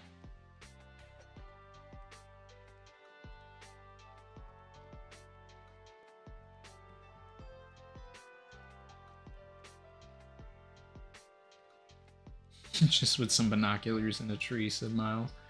Yeah. Kuma starts painting his body like Panda Man. He's been Panda Man the whole time.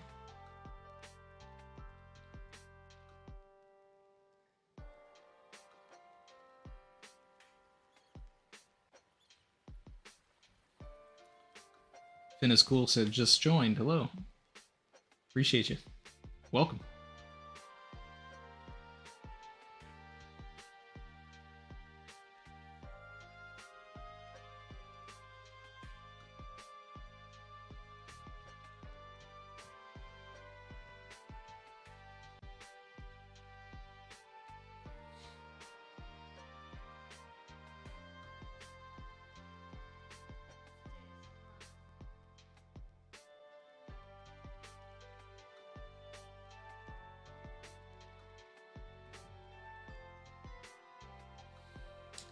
The other interesting thing about this is I wonder if Kuma and Garp interacted during God Valley.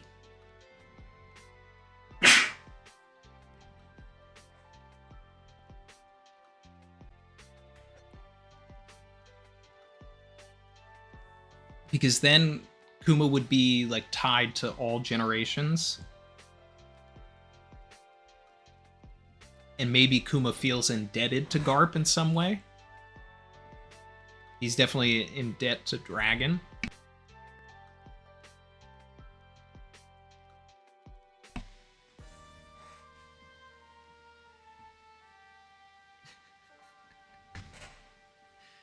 I need some hot cocoa, yeah.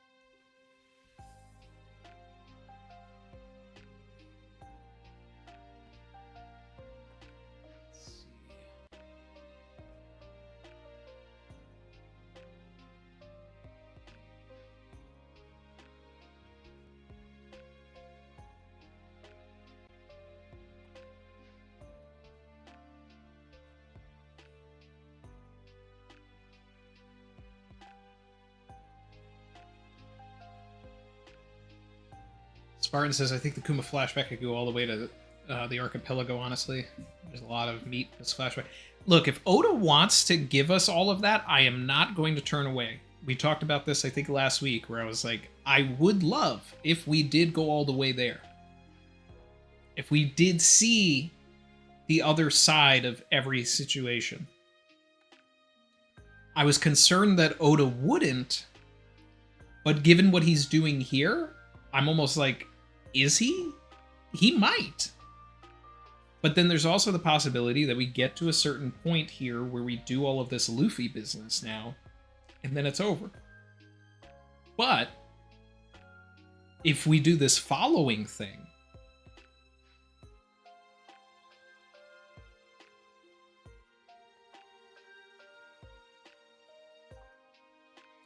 I don't know. Or is it stronger that we do see all of these events, go all the way to the archipelago, understand why he protected the Sunny, and then Kuma shows up, and now we know everything about Kuma. But I said that the way I really wanted that information to come out was from Bonney, because she's already seen it in Kuma's memories. So And I know that I just said show don't tell, right? But there are opportunities where tell is good.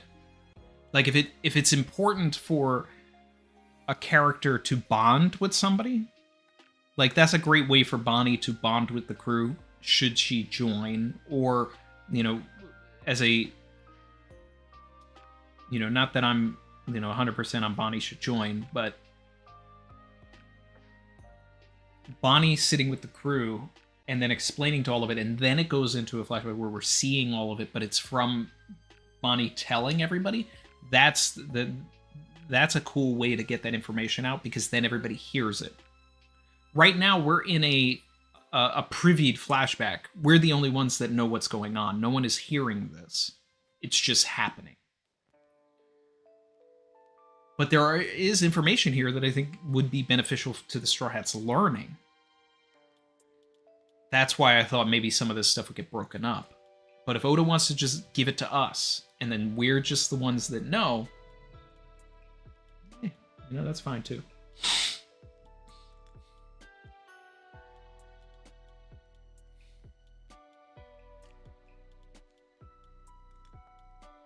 Hoping for Devil Fruit lore next chapter, said Andy. I mean, we might get that. We might get some of that.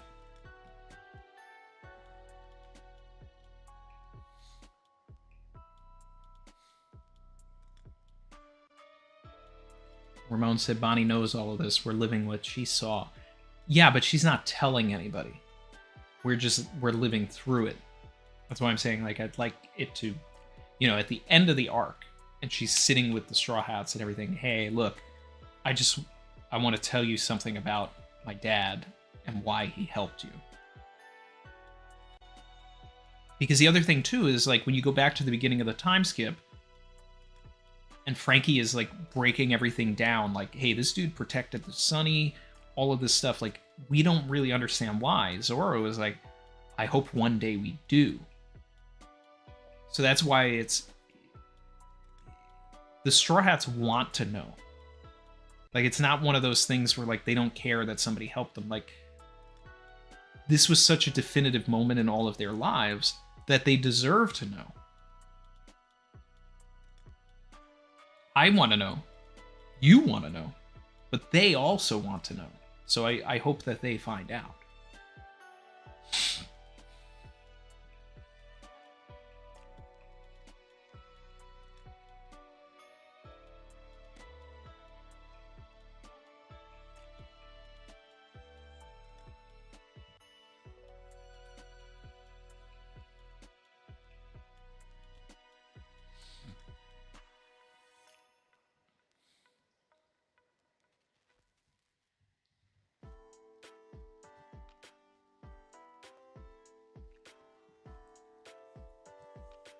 Arku said it would be cool to see Kuma's backstory even after Sabati, all the way to the Reverie. I don't know if I need to see him getting traded around from slave to slave.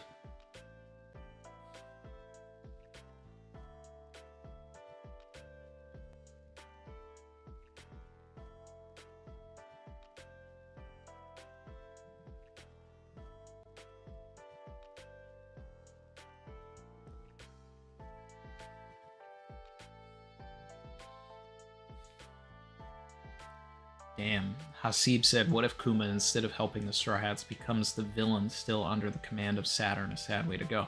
So that he arrives on Egghead, and then they have to fight Kuma? Man. That actually could happen, and that would hurt. If we got everything and understood the reason of why he helped everybody, and then had to watch our crew fight him, then, I mean, that could still happen, but then at some point I feel like something needs to trigger where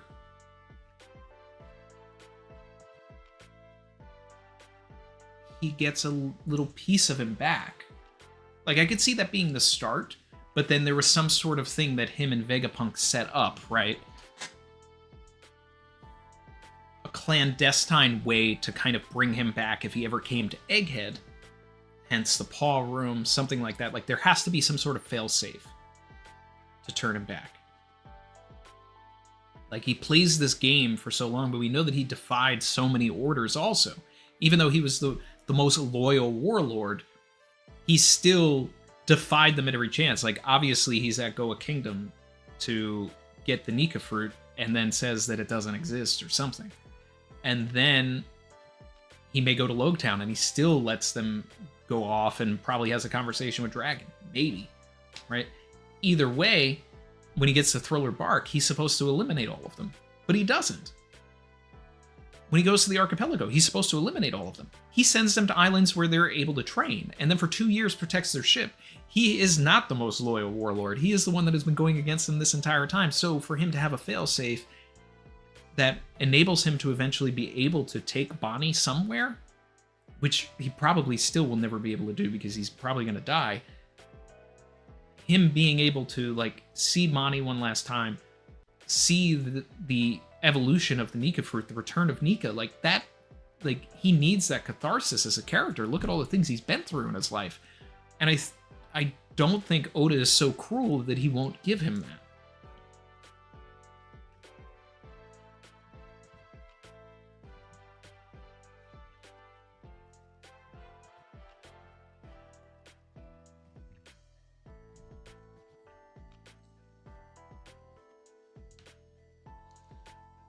Straw Hat's fighting Kuma one last time to save his soul.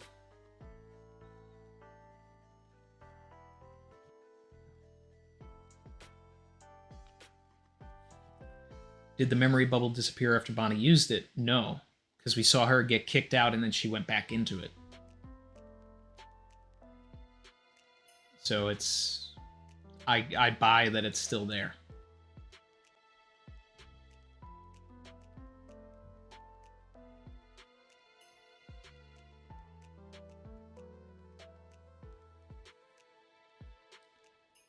Josh Thunder 2, spitting. We talked about this as well, especially with the Seraphim. At the beginning of Egghead, didn't Lilith say they couldn't take sentience away from things completely when the mecha shark attacked them? Yeah. And Lucci, Stussy, and Kaku also talked about S-Bear being a problem child and, like, defying them. And then here, Kuma is supposed to have already lost all will and everything, but still went to Marijoa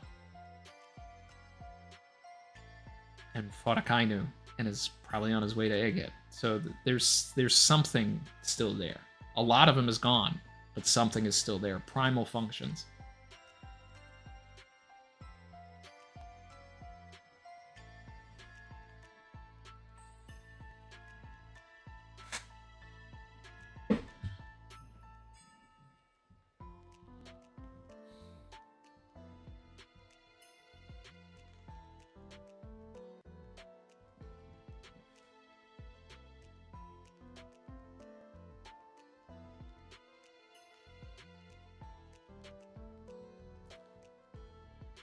All right. Mr. Bushido said Carrot and X-Drake soon. I can feel it in Egghead. X-Drake I buy. Carrot no. I'm sorry, buddy.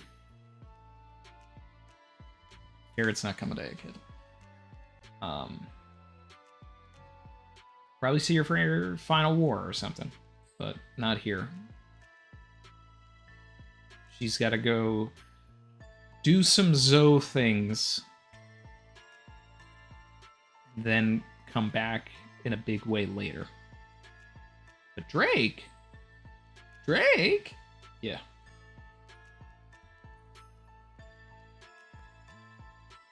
Do I think Law, Kid, and Drake still have a role to play? Drake, maybe. Kid, I hope not. And Law... Oda will find some way to shoehorn Law back into the story because of his popularity.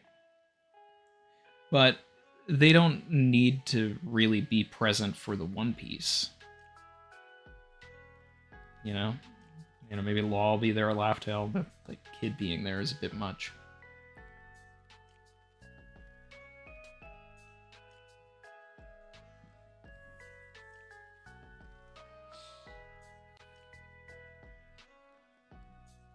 I'd like Drake to find Law and Beppo, like while they're, swimming away, like they run into Drake. It's either going to be Drake or Sengoku that I think there's three outcomes for Law. He either runs into Drake, he runs into Sengoku, or they get to Empty Bluffs and they help the Cross Guild fight the Seraphim. And then Law gets roped into Cross Guild as a former warlord.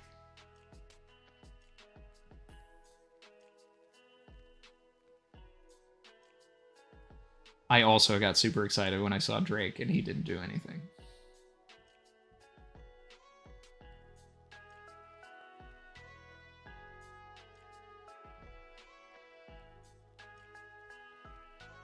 DK said Mr. Moore's released a video saying that he thinks Kid might be one of the big 6 fights that Luffy has left in the story due to him being set up as Luffy's rival back when he was introduced.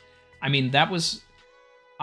I was saying, when I was theorizing that Kid would go to Elbaf, which did happen, I did say that I wanted it to be an antagonistic role where Luffy has to fight Kid because of the very same reasons.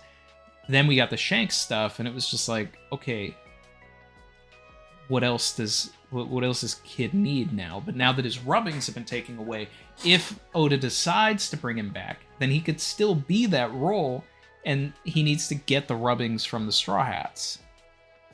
Not realizing that Luffy would probably just give him to him anyway, but I don't know if we need it.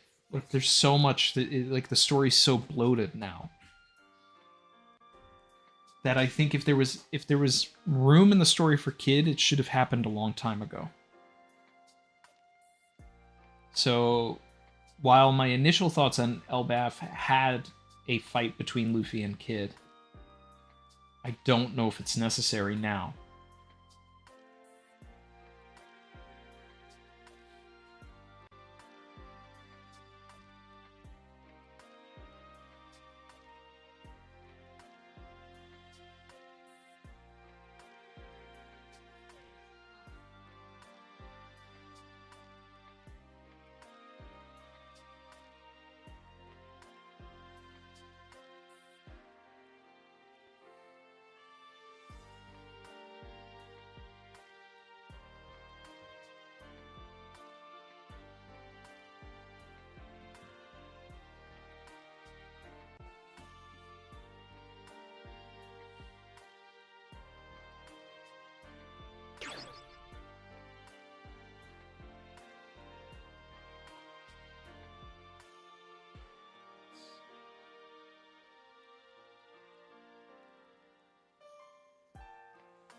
Mark said, I always forget I'm one of the only Kid fans I know.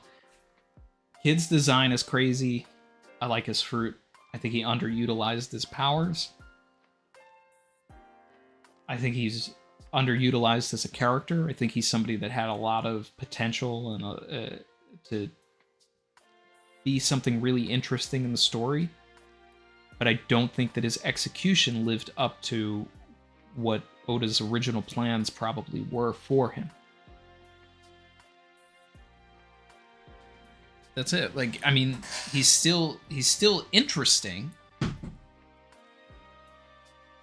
I always liked Kid when he was introduced.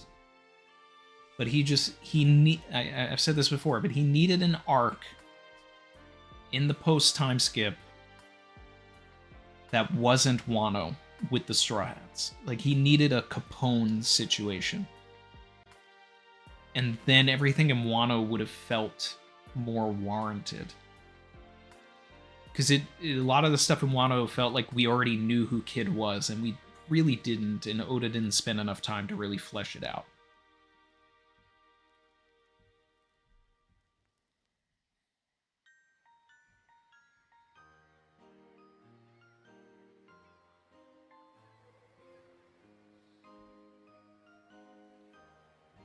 Law still has a lot of threads he's connected to in the story. What does Kid have? I think it's too late for at this point for him. That's how I feel. That's how I feel. Like, Law does have a bunch of connections in the story. That's why it's like, okay, I can reasonably come up with 3 different scenarios for Law in the story. Like I said, Sengoku, Drake, Cross Guild. Like, all of that is really interesting and moves the story forward. For Kid, I'm like, his through line was Shanks, and that already happened. So I don't, like, he introduced us to the idea of the man marked by flames. Like, does he have something to do with that? But then, why? I don't know.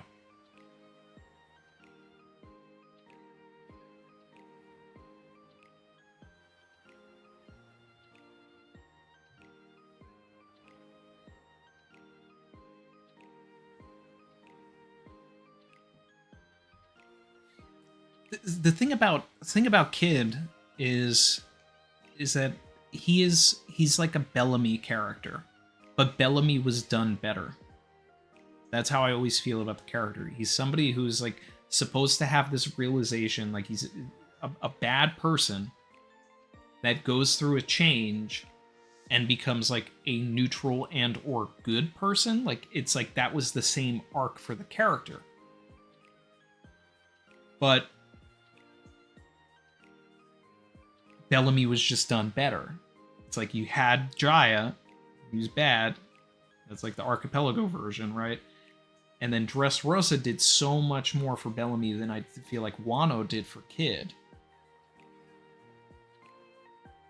And then Bellamy to become part of like the Grand Fleet, which don't miss that. Like, he took a Viva card, he's coming back. It's the same archetype, but Bellamy just did it better and less. Do I think that we may still be on track for VV 1103? It depends on how the next chapter goes, which I think will actually be all flashback now.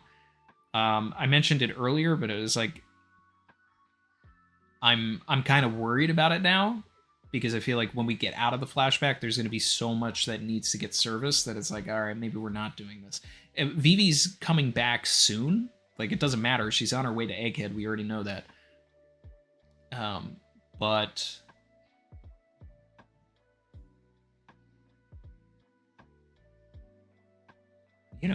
if she doesn't come back in 1103, maybe she'll come back 1,000 chapters after we found out that she was, Vivi and not Miss Wednesday, which I don't know, was that like 108 or something?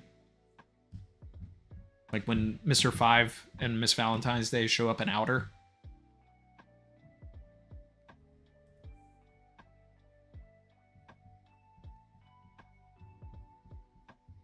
Let's see.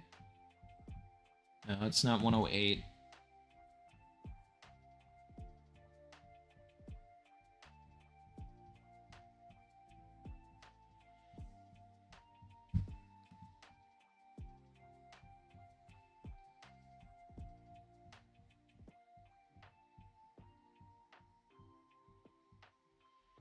Uh, 110. So 1110. If it's not 1103, 1110 is pretty good. That's the first time you hear her name.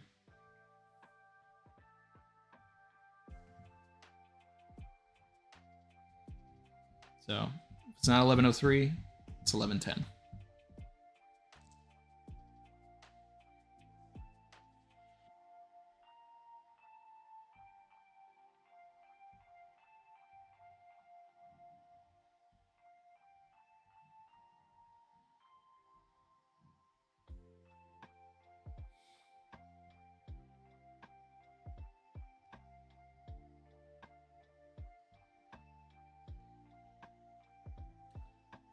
Ronald Jackson said, I mean, technically, as long as Dragon showed up in the chapter, the numbers theory isn't wrong. That's correct.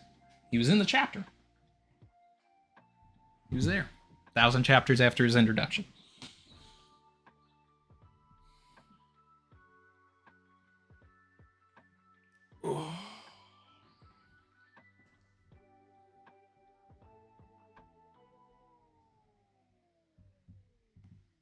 So But I think I'm going to start wrapping things up here, guys.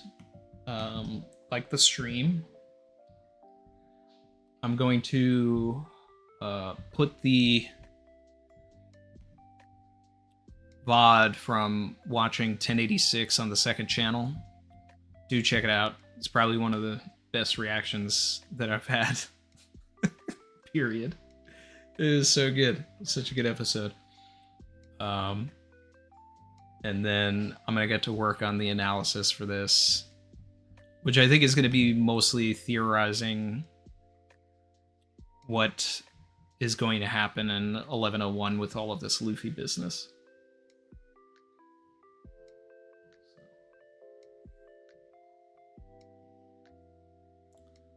Safaku said, "Don't leave." I think it's time. So.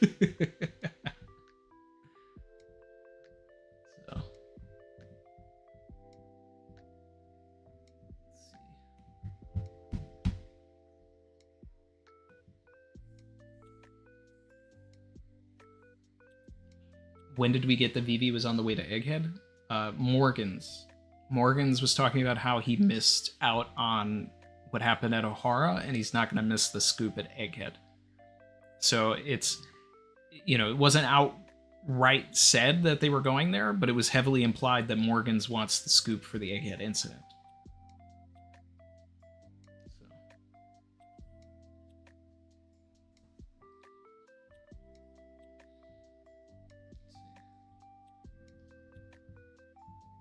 And that's going to wrap things up, guys. We'll be back here for 1101,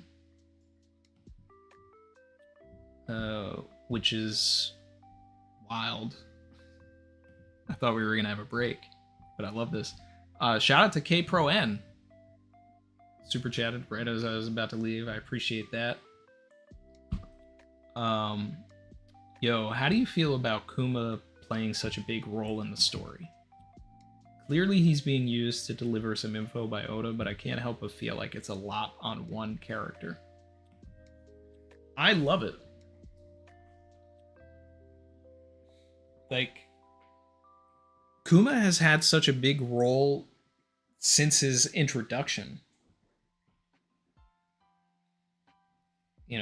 Particularly in Thriller Bark. Like, I go back to this a lot, but when, reading Thriller Bark weekly and Kuma showing up is easily one of the highlights of the weekly experience for me, because it really felt like all hope was lost. It really felt like, okay, what's actually happening? Like, this Terminator is here to like fight the crew, and then the whole nothing happened, and it's like all of these mysteries around Kuma. Like, how is he able to shoot laser beams, teleport people, repel things? Like, this dude can do anything. Like, he was the first power in One Piece that didn't make sense. He kind of broke One Piece almost. He was a game-breaking character. Everything else seemed so simple until he was introduced into the story. Crocodile can turn into sand. He can do things with sand. Okay, this makes sense. Moria has shadows. He puts the shadows into the thing. Like, every power set makes sense. Foxy makes things slow. Smoker is smoke. Everybody's power made sense until Kuma. Then we started getting into more wackier things in mythology and stuff that, like, you needed a YouTube video to understand in a lot of cases, or you needed the wiki, or you needed a deep dive into things.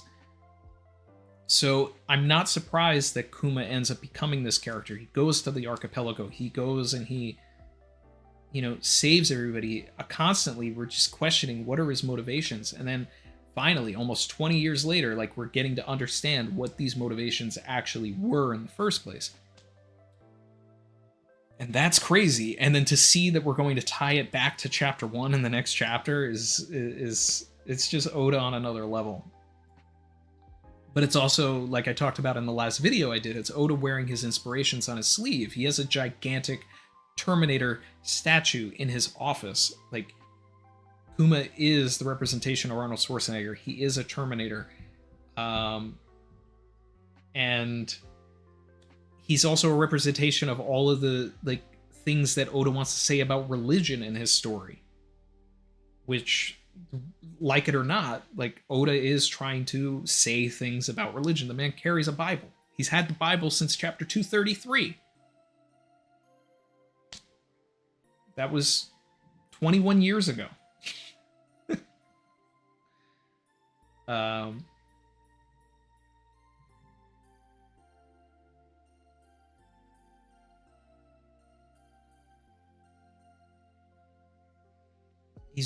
He's one of the greatest characters in the series. Oda's putting a lot on him because he can take it. He's a buccaneer. We've seen what he's been through.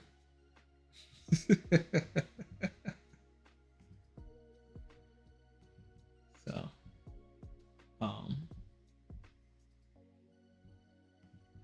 there's my Kuma rant to end the stream.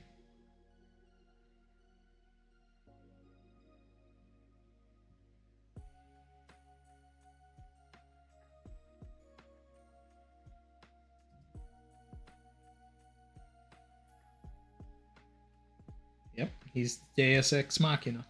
Exactly. Machine for the gods.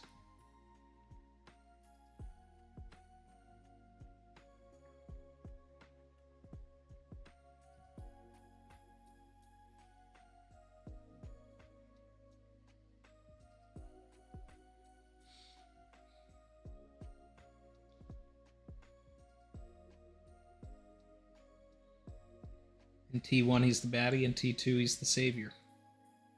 Exactly. Thriller Bark, Terminator 1. Sabati, Terminator 2. Or pre-time skip bad, post-time skip. We'll see what happens. Yeah. Yeah, I'm going to go eat something. It's lunchtime. All right, everybody. Thanks so much. And, I'll see you soon. Like, comment, subscribe if you're feeling the vibe. Come with me if you want to live.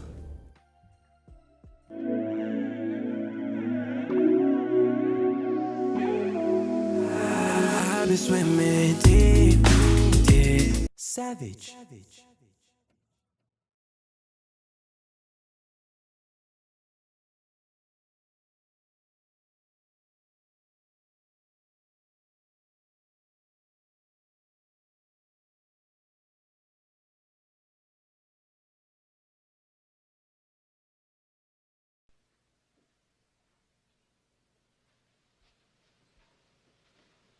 You're still here? It's over. Go home.